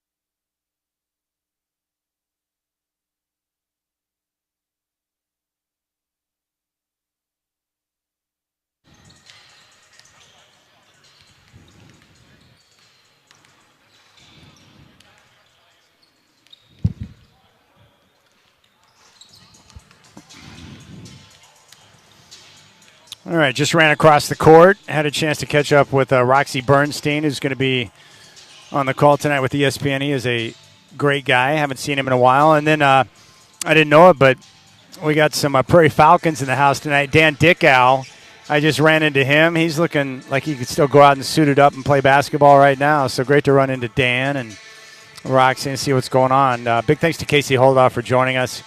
It was pretty cool to see Dame in that three-point competition. And more importantly, just to see him getting the opportunity to go out and compete, to get those competitive juices flowing, which, it's funny for athletes who are used to playing a game for so long, and relying on their physical, abilities. Well, I think athletes and the ones I've talked to that have gone through injury and when they're out for an extended period of time like Dame has been with the Achilles, it's kind of cool to see them get that opportunity to compete. I think they rediscover a love and a passion for what they do more so when it's taken away from them because of injury. And so to see Dame out there getting a chance to, compete and, play and get a chance to get those competitive juices flowing is pretty cool. I think for a lot of Blazer fans, too, just seeing Dame stroke it and shoot the three ball the way that he was able to do so, it kind of gives you an idea of what might be to come, moving into the future. So, let's put the headset on. Yeah, let's do it, man. Put it on. There we go. We got our guy. Dan Dickow now joining us courtside. Dan, long time no see, man. It's good to see you, buddy. Yeah, what a nice surprise to walk into this gym. I've never been in here before. This place is amazing. Yeah. And then to see you, so good to catch up for a few. Yeah, I feel the same way. The Viking Pavilion, great home court advantage, and it's pretty amazing that they were able to get this built on the campus here at PSU. Yeah, that's such an advantage having on-campus arena. Yeah. I know there's lots of schools at different levels across the country that don't play on campus. Yeah, you just don't get the student support. I know this is clearly a commuter school for the most part, but to have it on campus allows every student that's available that night or other student athletes to come. Are you on the call with Roxy tonight? Yes. Oh, sweet. Have you worked with Roxy before? Yeah, we've done probably 20-some games in the past before, Pac-12 Network, some ESPN. So it's my only game this year with Roxy, so we should have a good time. That's great. Yeah, it's pretty impressive what they've been able to do. The Vikings, from what you've seen, really good basketball team. They play really hard. They got 3 seniors who are legit. What's your take on the Vikes? Well, they kept their core together from last year. Miller, Minot, and Henderson, who's been playing really well as of late. They kept those guys together, which is the name of the game in college basketball right now, regardless of level. If you can keep a core intact and then build on what you did the previous year, you've got a chance to be good. I think one of the things that I've learned when I watch a little bit of tape this year and talk to Coach Coburn at Shoot-Around today is, he's changing things of how he does based on his personnel, because I remember a couple years ago when I had them, they were full 40 minutes of pressure, almost like, trap everywhere. Now with his roster makeup, they're playing differently defensively, and they're winning. So, I'm looking forward to tonight's game. Are you finding that with a lot of coaches you speak to, that they will adapt and adjust based on the players they have that better fit their abilities and how they play? The better ones do. Yeah. Some are still stuck in doing some certain different things. I use Coach Few as a great example of evolving as a coach.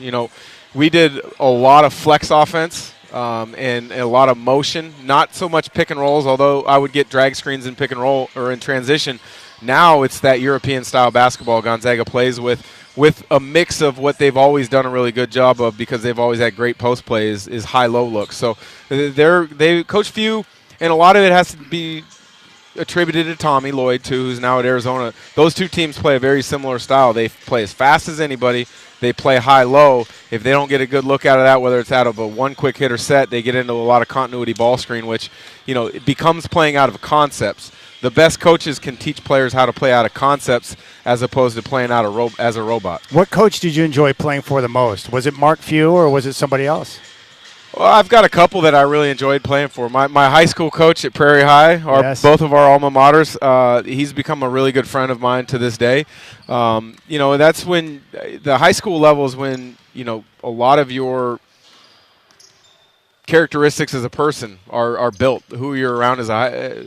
at that age with having a good high school coach. He was a great mentor off the court. He was a great person. He taught us how to play the right way.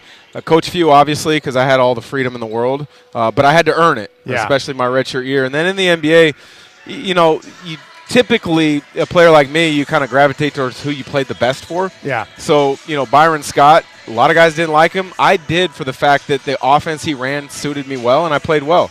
Mike Dunleavy, I thought he was a basketball savant when I played for him at the Clippers.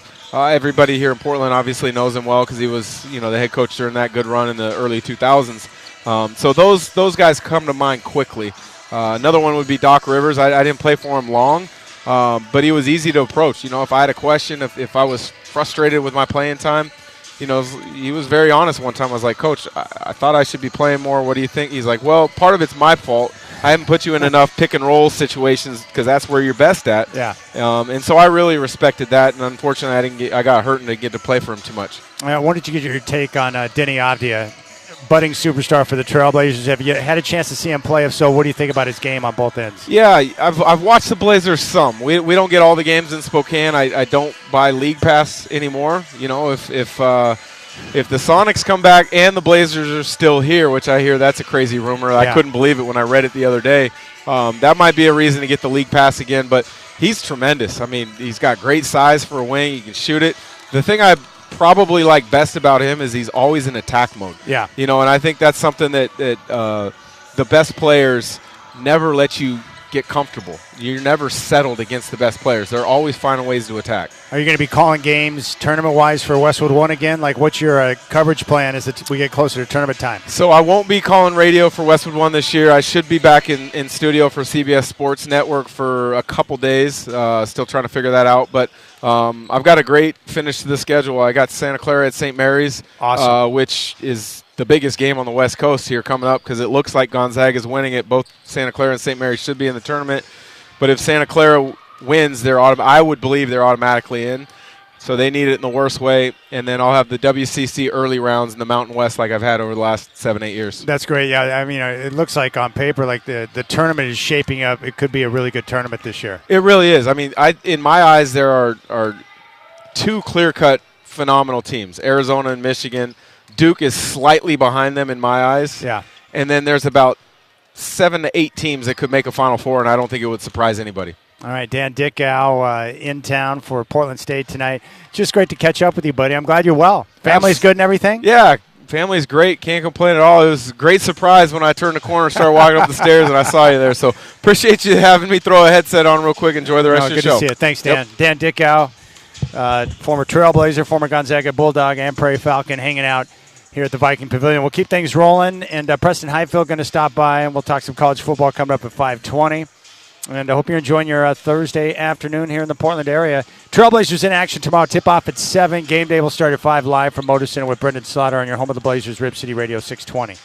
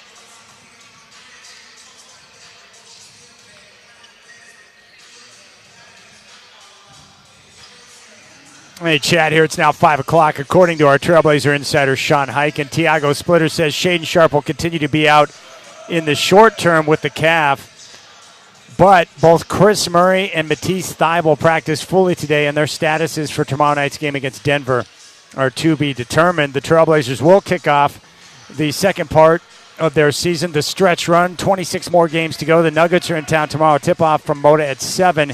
And Brendan Slaughter will have Blazers Game Day live from Moda starting at 5 o'clock. The NBA resumes action tonight. The Nuggets will be in L.A. to take on the Clippers before their second of a back-to-back tomorrow night against Portland. From the NFL, Eagles All-Pro right tackle Lane Johnson confirms he's going to return for his 14th season. Preston Highfield will join me to talk a little college football. Coming up next on the Rip City Drive.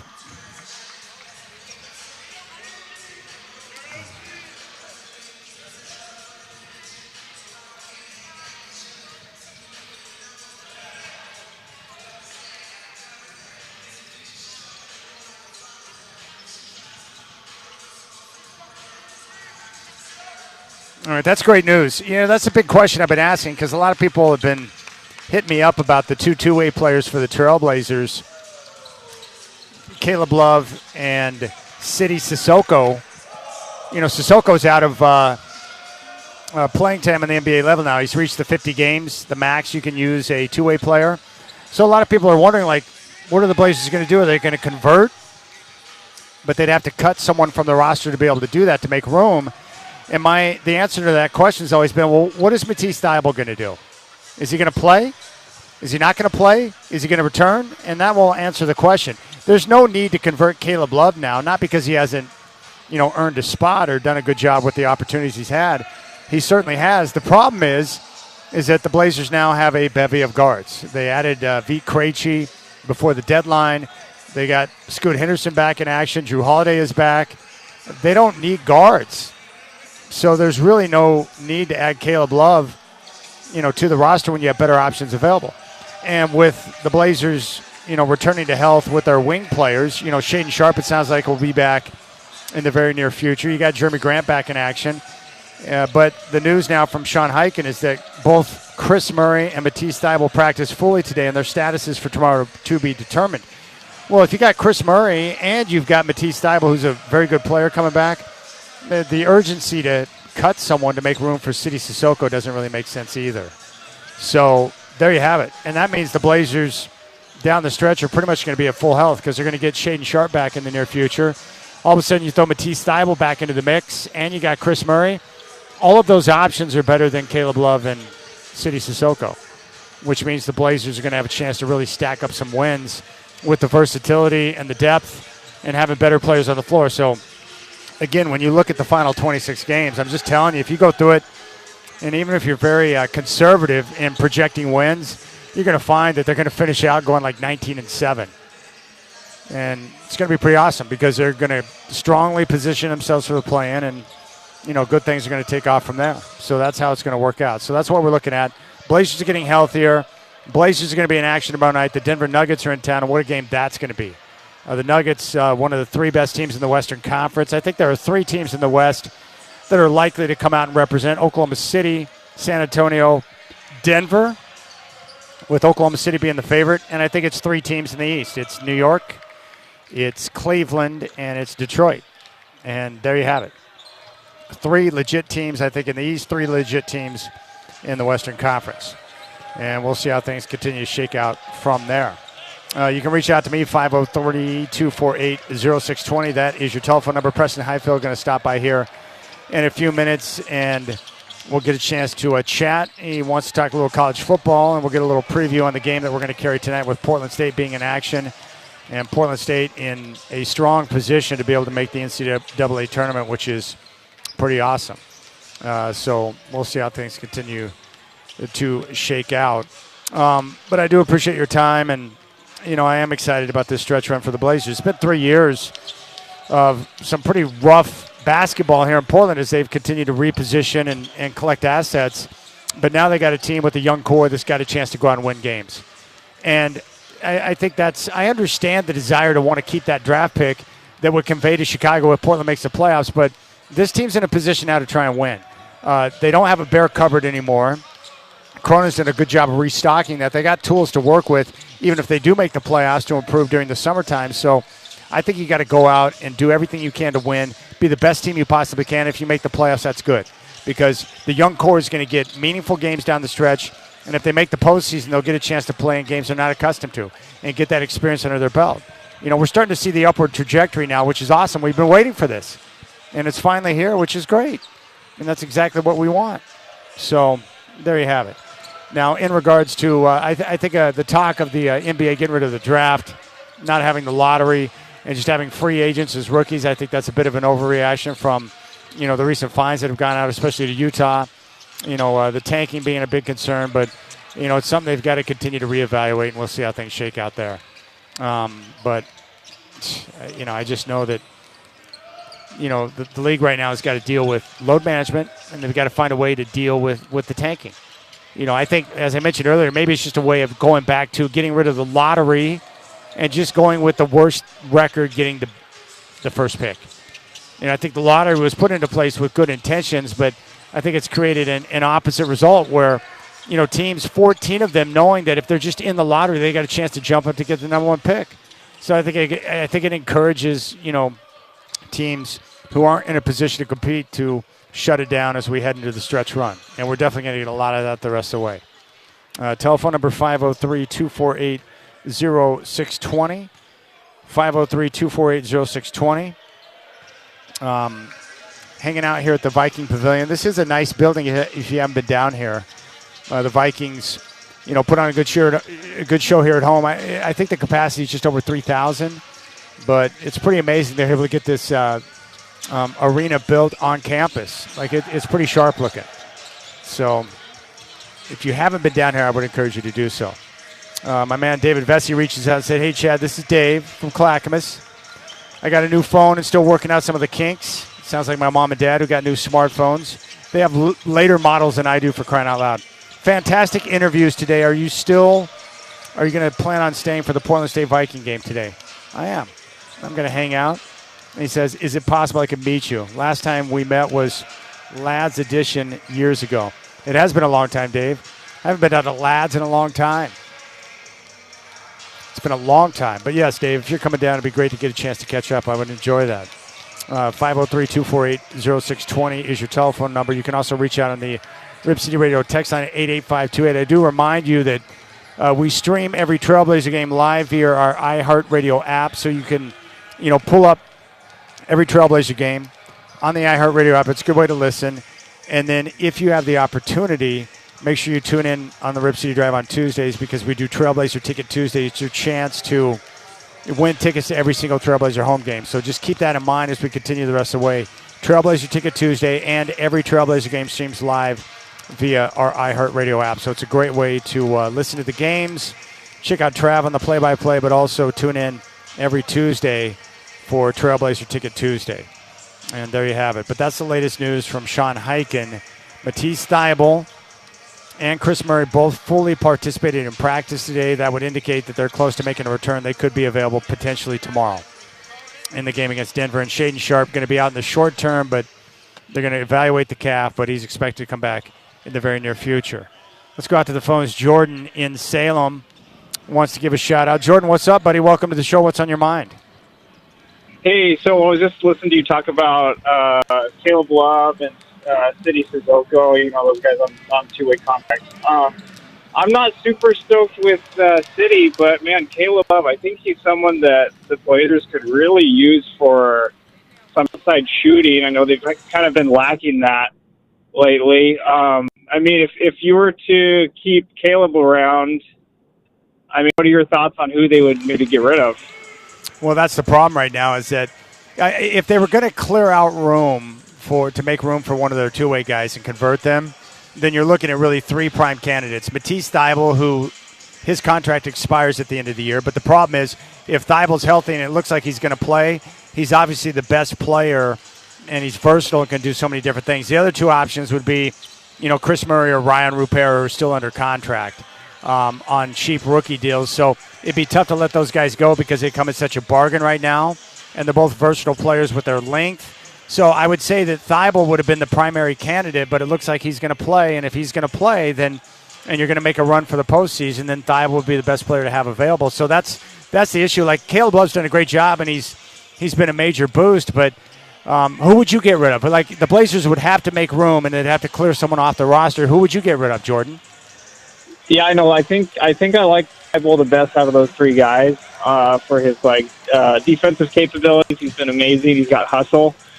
I think I'd have to go with Repair. I think he's the odd guy out, in my opinion. Yeah, I think Repair would be my call.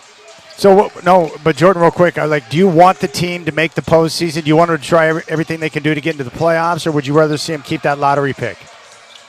Oh, I'd love to see them make the playoffs. I understand people want to get picked, but the draft isn't something you can ever rely on with who you're going to get. I want to see them make forward progress and get any experience they can. I'd love to see them make the playoffs. I think that's great.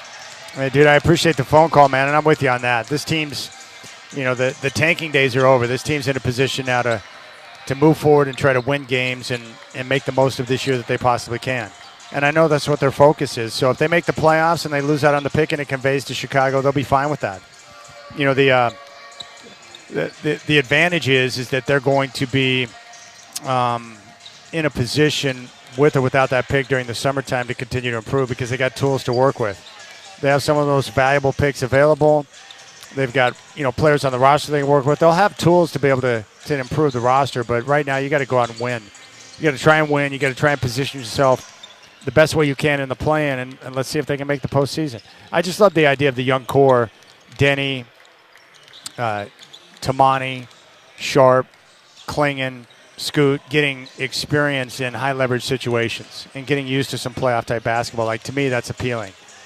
And I'm excited to see them get a chance to play in those type of environments, which is great.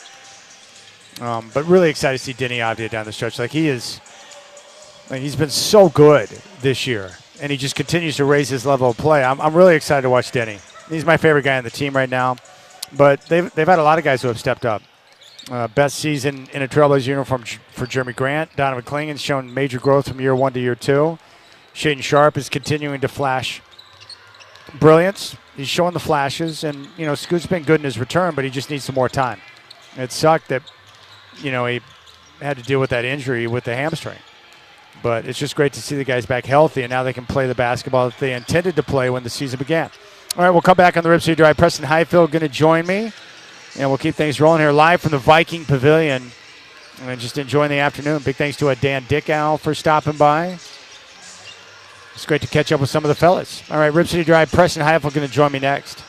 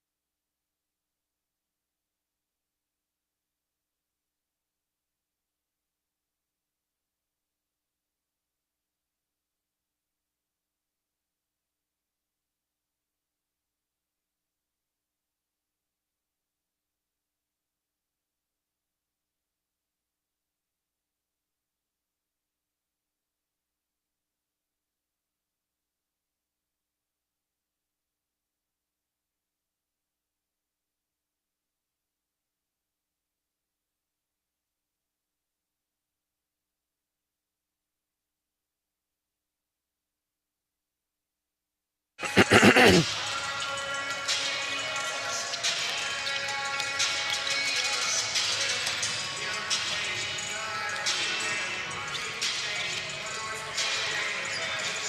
right, join now here at the Viking Pavilion with Preston Highfield, who's going to be on the call tonight for Portland State, who's putting together quite a basketball season. So, Preston, first off, it's great to see you. Welcome to the show. What's your take on what we're going to see tonight? Likewise. No, great to see you and Shaq are here. Thank you, guys. This is the first time I've ever had an on-site engineer. I feel like a real play-by-play guy. I mean, I'm inching towards actually getting taken seriously here because Shacker's got us. That's the biggest USB board I've ever seen. Tonight, I mean, Portland State should be, I don't know if they do like a Vegas line, but Portland State should definitely be favored. They are 3.5. Oh, 3.5. Yeah, you know, they barely beat Idaho earlier this year, 69-66 in Moscow.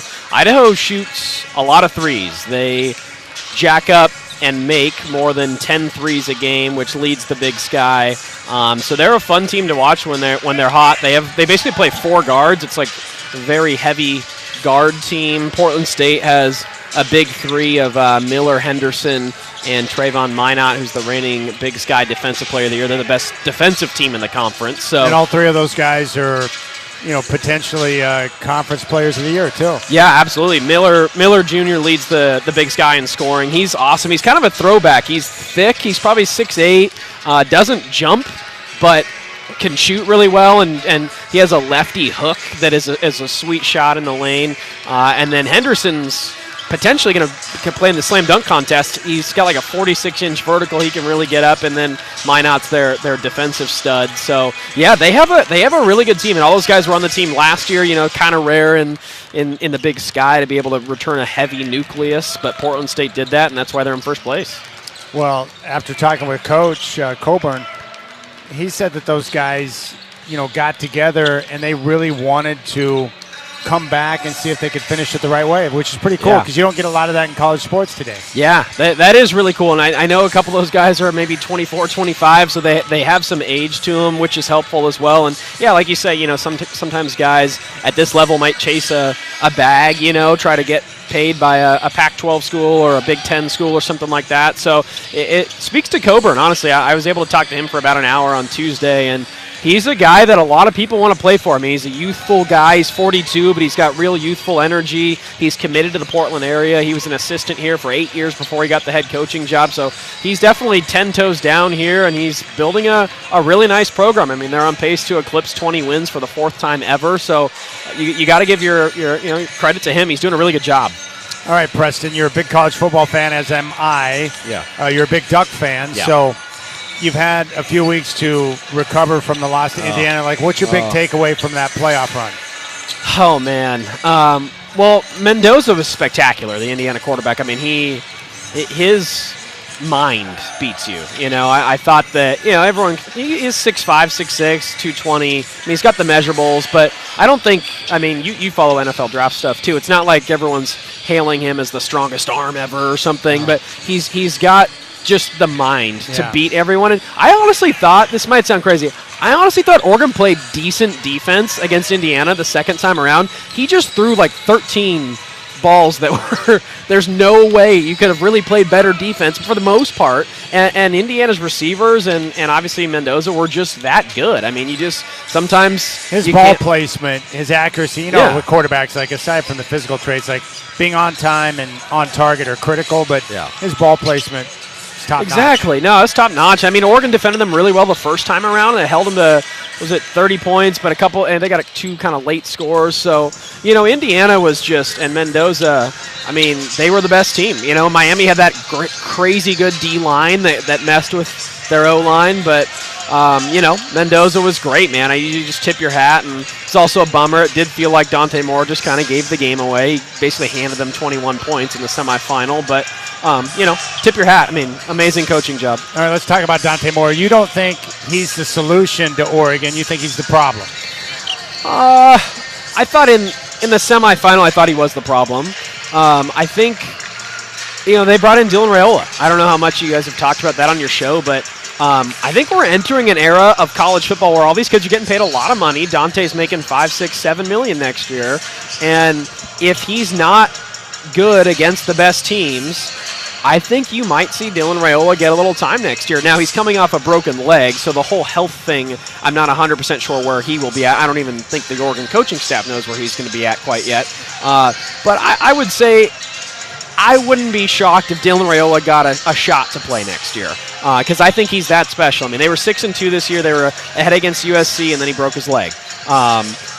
Nebraska's totally the Jets of college football. I mean, you're throwing to a bunch of two-star guys. You got no help around you for the most part. Whereas you go to Oregon, you got five-star receivers, 2 5-star running backs, and you'll have some help. And listen, I was definitely critical about Dante Moore. He's a young man. What was he, 19 or 20? I was maybe overly critical of him. However, how many games did he lose last year? 2? Yeah, Oregon lost 2. And who were those games to? Well, Indiana. Yeah. I think the Oregon defense bailed them out of some tight spots against UW, against Iowa. I mean, they made three or 4 field goals against Iowa, including like a 45-yarder at the buzzer to win. Like, let's not pretend like that was some awesome offensive game. No, but sometimes games, based on your opponent and the way the game's going to be played, the weather. Yeah. Sometimes you got to grind out a victory like that. That's very fair. And I will say, with the Big Ten schedule, I mean, they played this year. They played 4 nasty weather games that I can remember off the top of my head. I mean, Wisconsin.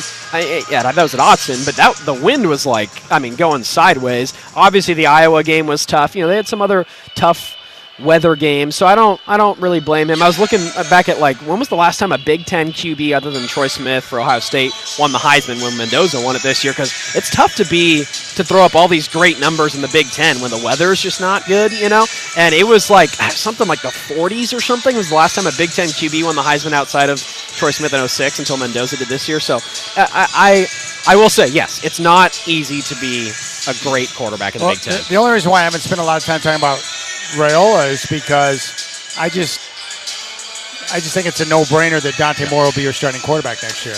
Yeah, that's fair. I mean, especially with the injury, with the Raiola injury, for sure. Yes, he there was a lot of hype. He went on SportsCenter. I thought that was a bit much. I think that was when I reached out to you. I think that was my biggest critique. It was like, dude, you just threw away your season, and you're going to go on SportsCenter to be like, hey, check it out if I'm coming back or not, boys. I didn't like that. And to be fair, again, young man, 19 or 20, that was probably his jackass agent telling him to do that, because all these kids have agents now. So I'm not even fully blaming him. I didn't love that. Well, the other good thing, too, about a young quarterback who's coming off his first, real full-fledged season as a starter is that, through off-season development, Moore's going to have a chance to get better, too. Yeah, exactly. If you talk to guys who have worked with him, his work ethic, his attention to detail, he has the attributes that would speak to someone that can make a step up in his game. Yeah, that's fair. And, I mean, again, to be fair to him, too, Kenyon Sadiq was hurt for, half of last season. I think he was, I honestly think Kenyon Sadiq was 50% last season. I wouldn't be upset if the Broncos decided to draft Kenyon Sadiq. I wouldn't hate that. Dude, he's a stud.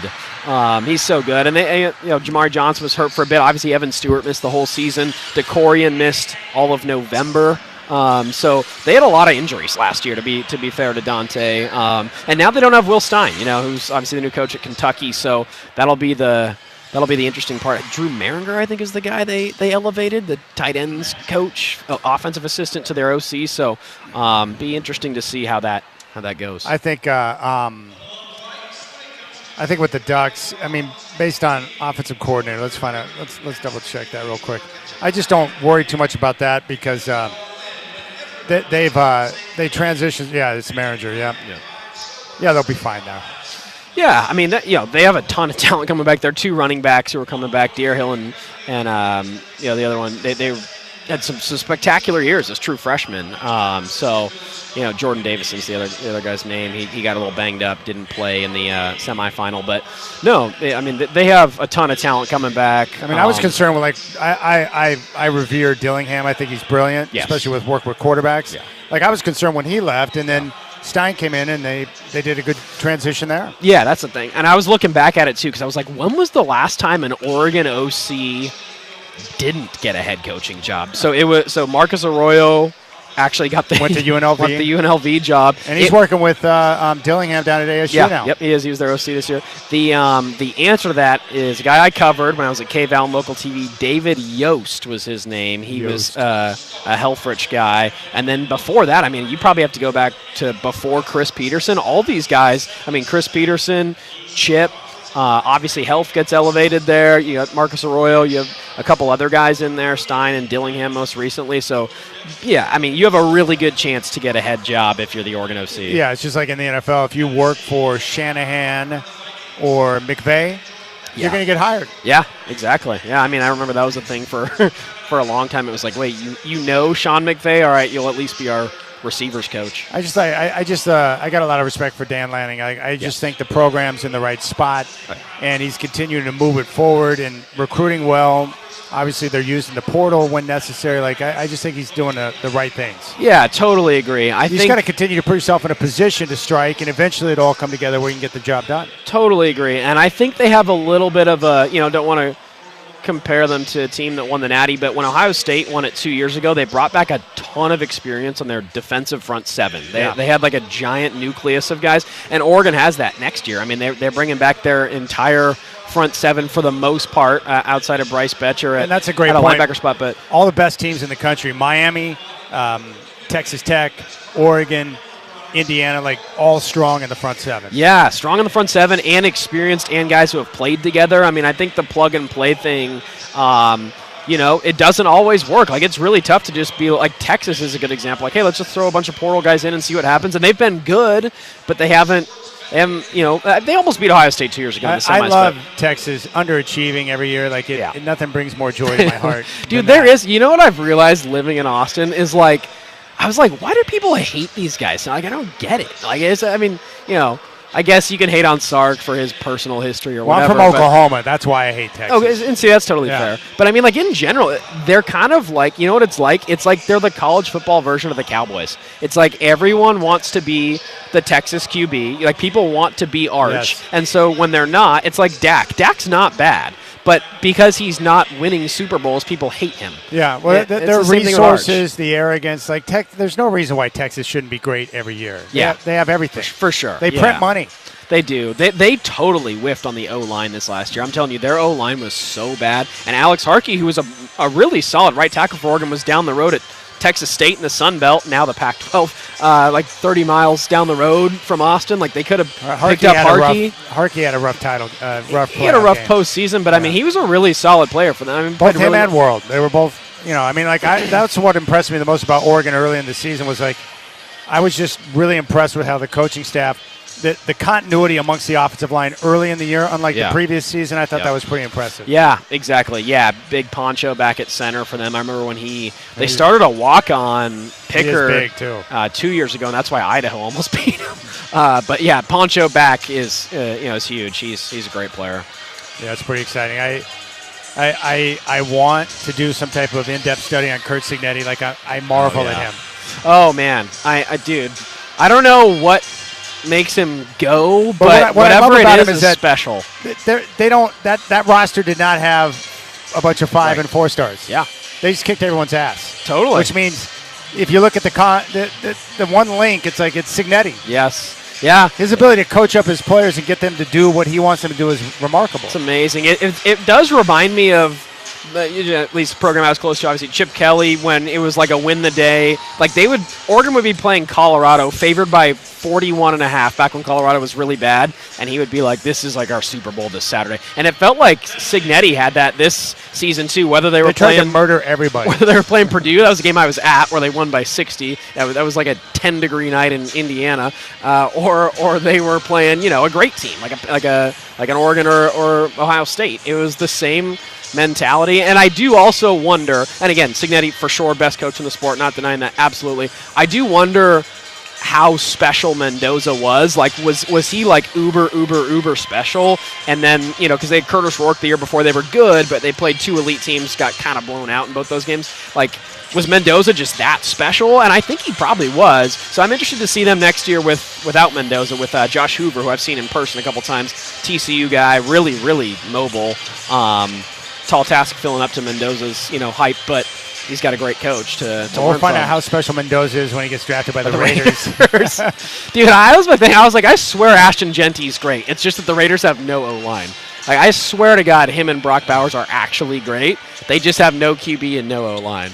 Yeah, my favorite take before the NFL season began was all the people telling me, like, why would the Seahawks bring in Sam Darnold and get rid of Geno Smith? Geno's a better quarterback. Yeah. I knew that was nonsense. Oh, dude, that was total nonsense. I mean, yeah, Geno, dude, he started off so bad this season. I mean, and I saw a lot of breakdowns. Like, their O-line was I mean, no, it's terrible. I'm a Chargers fan, so I know bad O-lines when I see one. That I think that O-line may have actually somehow been worse than the Chargers. But yes, Sam Darnold was, obviously he's great. Well, I know you're a Herbert guy and a Charger guy, but it was a bummer that Bo Nix played the game of his life, beat Josh Allen, and then you find out about the ankle. They would have been in the Super Bowl for crying out loud. Oh, dude, I know. Imagine being me for a moment. I'm sorry. So I went to I watched the game at Motor Center because there was a Blazer game that night. So I went down and got everything set up early, and I disappeared into the 300 level because I was so nervous watching the Buffalo game. Oh yeah. When it was over and they won, I thought there is nothing anyone could do to ruin my evening. And then 45 minutes later, I found out something that ruined my evening. Oh my gosh. I know. It was like such a weird play too. Like, it didn't you couldn't tell in real time. He even did the post-game interview with CBS afterwards, right? I mean, it's like you didn't know, and then suddenly the Sean Payton presser soundbite, and there it is. But I was so happy for Bo, man. I mean, I think he's obviously been through a lot in his college career. He's been through a lot, and then in general, I think, I mean, you're obviously plugged into the Broncos. It was kind of like, all right, it's like he's good, but is he really good? And I think he proved this year you can win with them. Yeah, he's legit. He's a franchise quarterback. So I didn't like the draft pick when it went down. I thought it was a bit of an overreach, but I was wrong. Bo Nix can play, and I love the guy, and I'm excited about the future. And I mean, this was it's right up there near the top in terms of most enjoyable Broncos seasons I've ever had as a fan. Or 40 years as a fan, it was fun, man. Yeah, it also just feels like, I mean, Bo's just such, I mean, all these guys are, but he's just such an absurdly good competitor. It's like the team feeds off him. Even, he will go a quarter with a bunch of 3-and-outs or whatever, but then he'll put his body on the line. He'll make up for it. Like, his energy as a QB leader is, I think, what you need. And I love it, too, because I know Sean Payton gets off on it. Sean Payton loves quarterbacks to throw stuff back at him. Yeah. So he's willing to, get into it with Sean Payton, which I think is great. I know Payton loves that kind of stuff. So that competitive nature and, the way he works, his teammates respect it. So, I'm enjoying it, man. I love Justin Herbert, and I love Bo Nix. I love seeing those local guys continue to do well. Yeah, it's been so fun to watch Herbert. I mean, I quit football for a couple weeks when Oregon and the Chargers lost twice in the span of 48 hours. I was just like, I'm not watching or listening to anything. But, I mean, I think, if the Chargers get their O-lineman healthy next year, there's no reason why they shouldn't be hanging out atop the AFC again. I was looking at their schedule next year. Like, we need a new wide receiver 1, my opinion. I think Ladd's like a wide receiver 2 type. But you think? Of course he is. Yeah. Well, I mean, a lot of people are like, I mean, he had a great rookie year, regressed statistically this year because Herbert threw to Keenan a lot on third downs. But I thought my point is, I thought he was still really good this year. Just statistically, he regressed because of Keenan. But no, I mean, the Chargers are close. I mean, it feels good. I mean, Chargers haters can laugh and whatever. It's true, but it's fun that like a guy from Oregon, like Herbert, has a chance to be a Super Bowl winning quarterback. Like, that just gets me on the edge of my seat. Yeah, a guy that was from here, went to school here, and then now he's a superstar in the NFL. Yeah, I want good things to happen to him. Yeah, absolutely. But I feel like the Chargers, like, no matter what they do, like, the building will collapse and injure all of their offensive linemen. Like, something will happen. It does where feel Herbert, like that. Yeah, someone's got a voodoo doll, or I don't know if it's, they're renting renting SoFi. Like, they don't even own SoFi. It does feel like they need to go back to San Diego, but like, would San Diego even have them back? Who knows? But they just built a gorgeous state-of-the-art practice facility in Orange County. Spectacular. So, no, I mean, I don't feel too bad for them. They'll be good. But I'm excited that Mike McDaniel's the new OC. I think he was a guy that... He's a creative play caller. Candidly, was maybe the most sought-after guy in the market this offseason. I mean, he is... I don't think he's a head coach type. I think his like energy and physique doesn't feel quite head coach type for me. I don't know if it's because he's little or what, but he's a brilliant offensive mind, and Greg Roman was running offense from the 1960s, so it'll be nice to have a modern offense. And, McDaniel could be the key for them. There's nothing I enjoy more than seeing McDaniel as head coach in like a cold weather game in Kansas City. Yeah. Looking like he's freezing his balls off, vaping on the sideline. With his, like, Gucci glasses on. Yeah. I'm like, I do wonder if Harbaugh's going to be like, hey, dude, no Gucci glasses. We're a football team here. You could do that in Miami. Maybe that fit the culture in Miami, but and I know LA, whatever, LA is glitzy, but Harbaugh's an old school guy, obviously. So, he'll fall in line with Harbaugh. But maybe Harbaugh will enjoy him because Harbaugh's kooky like he is. He is, yeah. They're both weirdos. It is going to be like a total weird personality mesh between Harbaugh being just a football old school hardo and McDaniel being like a Gucci shades and slides and air it out offensive guy. One thing for certain, Harbaugh loves Justin Herbert. Loves him. Oh my God. The big debate I'm having in my mind: who loves who more? Yeah. Jim Harbaugh loving Justin Herbert, is that a stronger love than Jim Nance's love for Tony Romo? Yeah, I need to know. Dude, Tony Romo, Jim Nance a million times. Oh, you called it, Tony. He must have said that 18 times a broadcast. Yeah, or the 20 times a broadcast where he's like, I don't know Jim. He says Jim like a bit. We know his name. Yeah. Dude, these guys both already got their bags. What did Romo get? Like a $300 million or $200 million deal? It's like, I don't know. You guys don't need to hype yourself up anymore. You already got 200 M's. It took one season for Tom Brady to become light years ahead of Tony Romo. Yeah. Oh, I love, TB12 is because so Romo's good. like cracked out, or they got him medicated or something to calm him down. It's out of control. Dude, the broadcast. This is my no-no list for broadcasters right now. For the NBA, Stan Van Gundy needs to be muted for life. Okay. I am now done with Tony Romo, horrible, okay, and Kirk Herbstreit. I've had enough of Kirk Herbstreit. Oh, really? Okay. Yeah. Herbie. I will say enough of the dogs already. I love dogs too. Enough of the dogs. And it is a bit at this point for sure. It's too much. It's and then his criticism on Thursday Night Football of Carson Wentz. And then finding out after the game that Wentz was dealing with the serious injuries, he was playing through the game. It's like, hey, Herbstreit, enough of the dogs. Are you talking about the Chargers game? Yeah. Dude, Carson Wentz was dead in that game. He was literally a corpse. That was the game when afterwards they go to the Amazon guys and they're like, yeah, why the heck did McCarthy not play tonight? Or are we like protecting him from being embarrassed on Thursday Night Football, which is what I think happened. But like it was like Carson Wentz was a corpse out there. He already had a torn shoulder. That's what I'm saying. The criticism from Herbstreit in that game, finding out after the fact what was going on with Wentz, it's like he should know that. Yeah. So enough of the dogs, enough of being up on your high horse. Just please shut up. Yeah. I will say Herbstreit is my favorite college broadcaster, but the NFL. I mean, how are you locked into the NFL when you're thinking about college ball all the time? It's like impossible to do both jobs. I'm a Collinsworth guy when it comes to the NFL. I can't get enough of Collinsworth. And Collinsworth loves Herbert too. He'll chuckle in the middle of a play after Herbert makes a 28-yard laser he throw. acquiesces a lot about Herbert and Mahomes. He loves when he mistakenly says Mahomes during a broadcast and everyone loses it. Oh, dude. So we get it, dude. You love Mahomes. Good for you. Yeah. But I like Collinsworth too. Oh, dude, he's so good. I think Troy Aikman's awesome too. I love Troy. Yeah, Troy and Joe Buck are great. Collinsworth's great. No, I honestly, I'm not as big of a Tony Romo hater as others because I think he's calmed down, but I'm with you. It is interesting to think about what Amazon's going to do because I think they extended Michaels for one more year, but he's obviously kind of mailing it in at this point, just using the private jets and hanging out. Don't disrespect Al. No, Michaels. he's the GOAT. He's the GOAT. He's the GOAT. He's the GOAT. But come on, he's mailing it in a little bit. No, I don't think he's mailing it in. I just think Al Michaels, even if he does want to mail it in, he's allowed to do whatever he wants. No, He's Al Michaels. Dude, Al is there's certain guys I will not disrespect.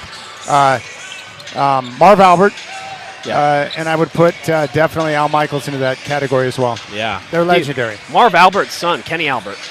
Well, the whole family. Hockey broadcaster. His call on the women's game today, the gold medal match. It was sensational. Dude, he is unbelievable. And then Al Albert, who was also part of the family, used to do Nuggets games for years when I lived in Denver. He was sensational. And they all have the similar sounding voice, which is wild. Yeah. Oh, dude.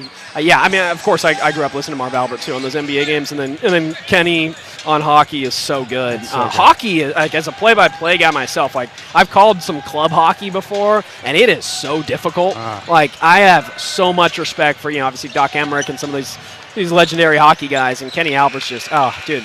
To mess up is so easy to do in hockey because you don't know where the puck's going. You can't see it half the time. It's in the middle of a huddle, but no, it's great. It's absolutely great. All right.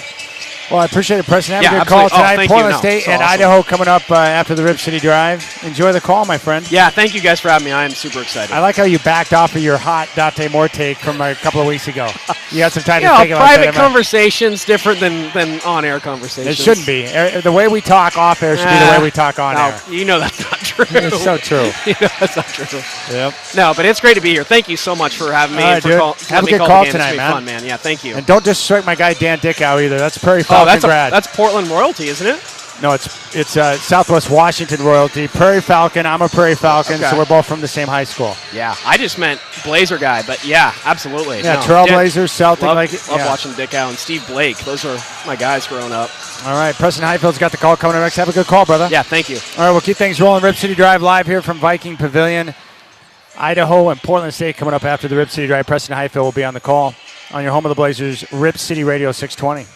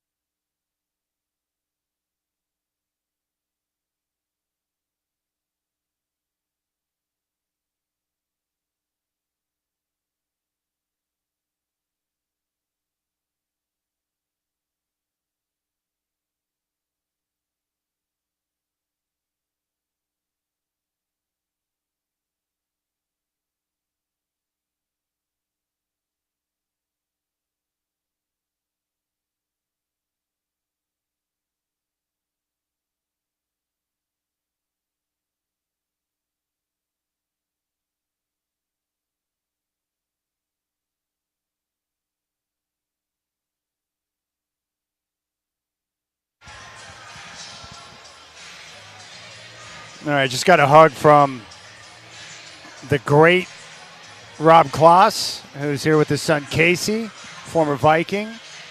Rob Kloss, of course, a former Duck, and he's like, hey, I'm a season ticket holder. So they're here for the whiteout tonight. Big game with Idaho. Preston Highfield's going to have the call here in just a couple of minutes. And that is that. But, yeah, nice. The Viking Pavilion is very sharp. Very nice. And it's good to hang out. I had a chance to have some good conversations today. And I appreciate your time. So tomorrow I'll have the Rip City Drive from 3 until 5. Ben Golliver is going to join me to talk NBA at 3:20.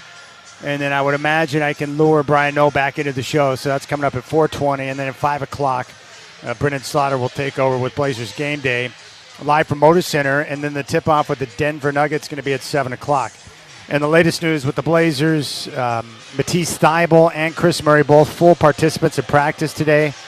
Their status for tomorrow is to be determined, but it looks like they're close, and I wouldn't be surprised if they played tomorrow. So that's good. Shaden Sharp's going to be out for the short term, according to Tiago Splitter, but he is making his way back as well. So I guess what I'm trying to say is that the team is going to be at full strength down the stretch for the final 26 games, which is going to be great for their continuing position in the play-in, which is really cool. And so I'm excited, man, because it's been a while since we had a chance to sit back and watch some quality basketball, and the Blazers being in a position where they can go out and win games and be competitive. And more importantly, finish the season the right way, which I think they're going to do, and finish well above 500, which is great. And I think they're 27-29 right now, so there you have it. But Matisse Thybulle, that answers the big question, because everyone wanted to know about Sidy Cissoko, Caleb Love. But now with the return of everyone, it looks like Thybulle is going to play down the stretch. They don't need to convert. They just stick with the guys they got. Chris Murray can be a valuable contributor, and then you've got access to everybody else. So the Blazers at full strength are going to be a lot of fun to watch. Long, versatile, athletic, and more importantly, they can play the style of basketball that they had intended to play to begin the year, which is great. So I'm just excited for Tiago Splitter, who jumped into the situation under difficult circumstances. At least now he's in a position to where he'll have access to his guys and be able to, come up with the right combinations of guys to be able to play well. So I'm excited about that. So that's what's going on.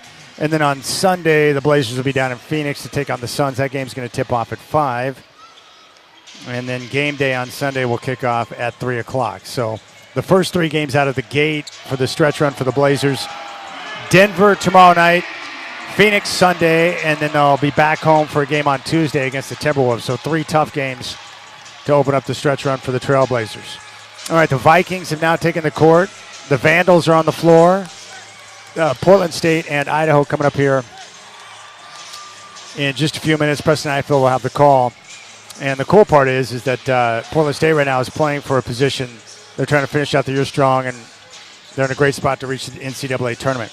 All right, big thanks to Mike Lund from Portland State for helping us out today. Big thanks to Michael Shacker for being on site next to me and engineering the program. I appreciate your time. Have a good night, my friends. I'll talk to you tomorrow at 3. Preston Highfield is up next with the call of Portland State and Idaho right here on your home of the Blazers, Rip City Radio 620.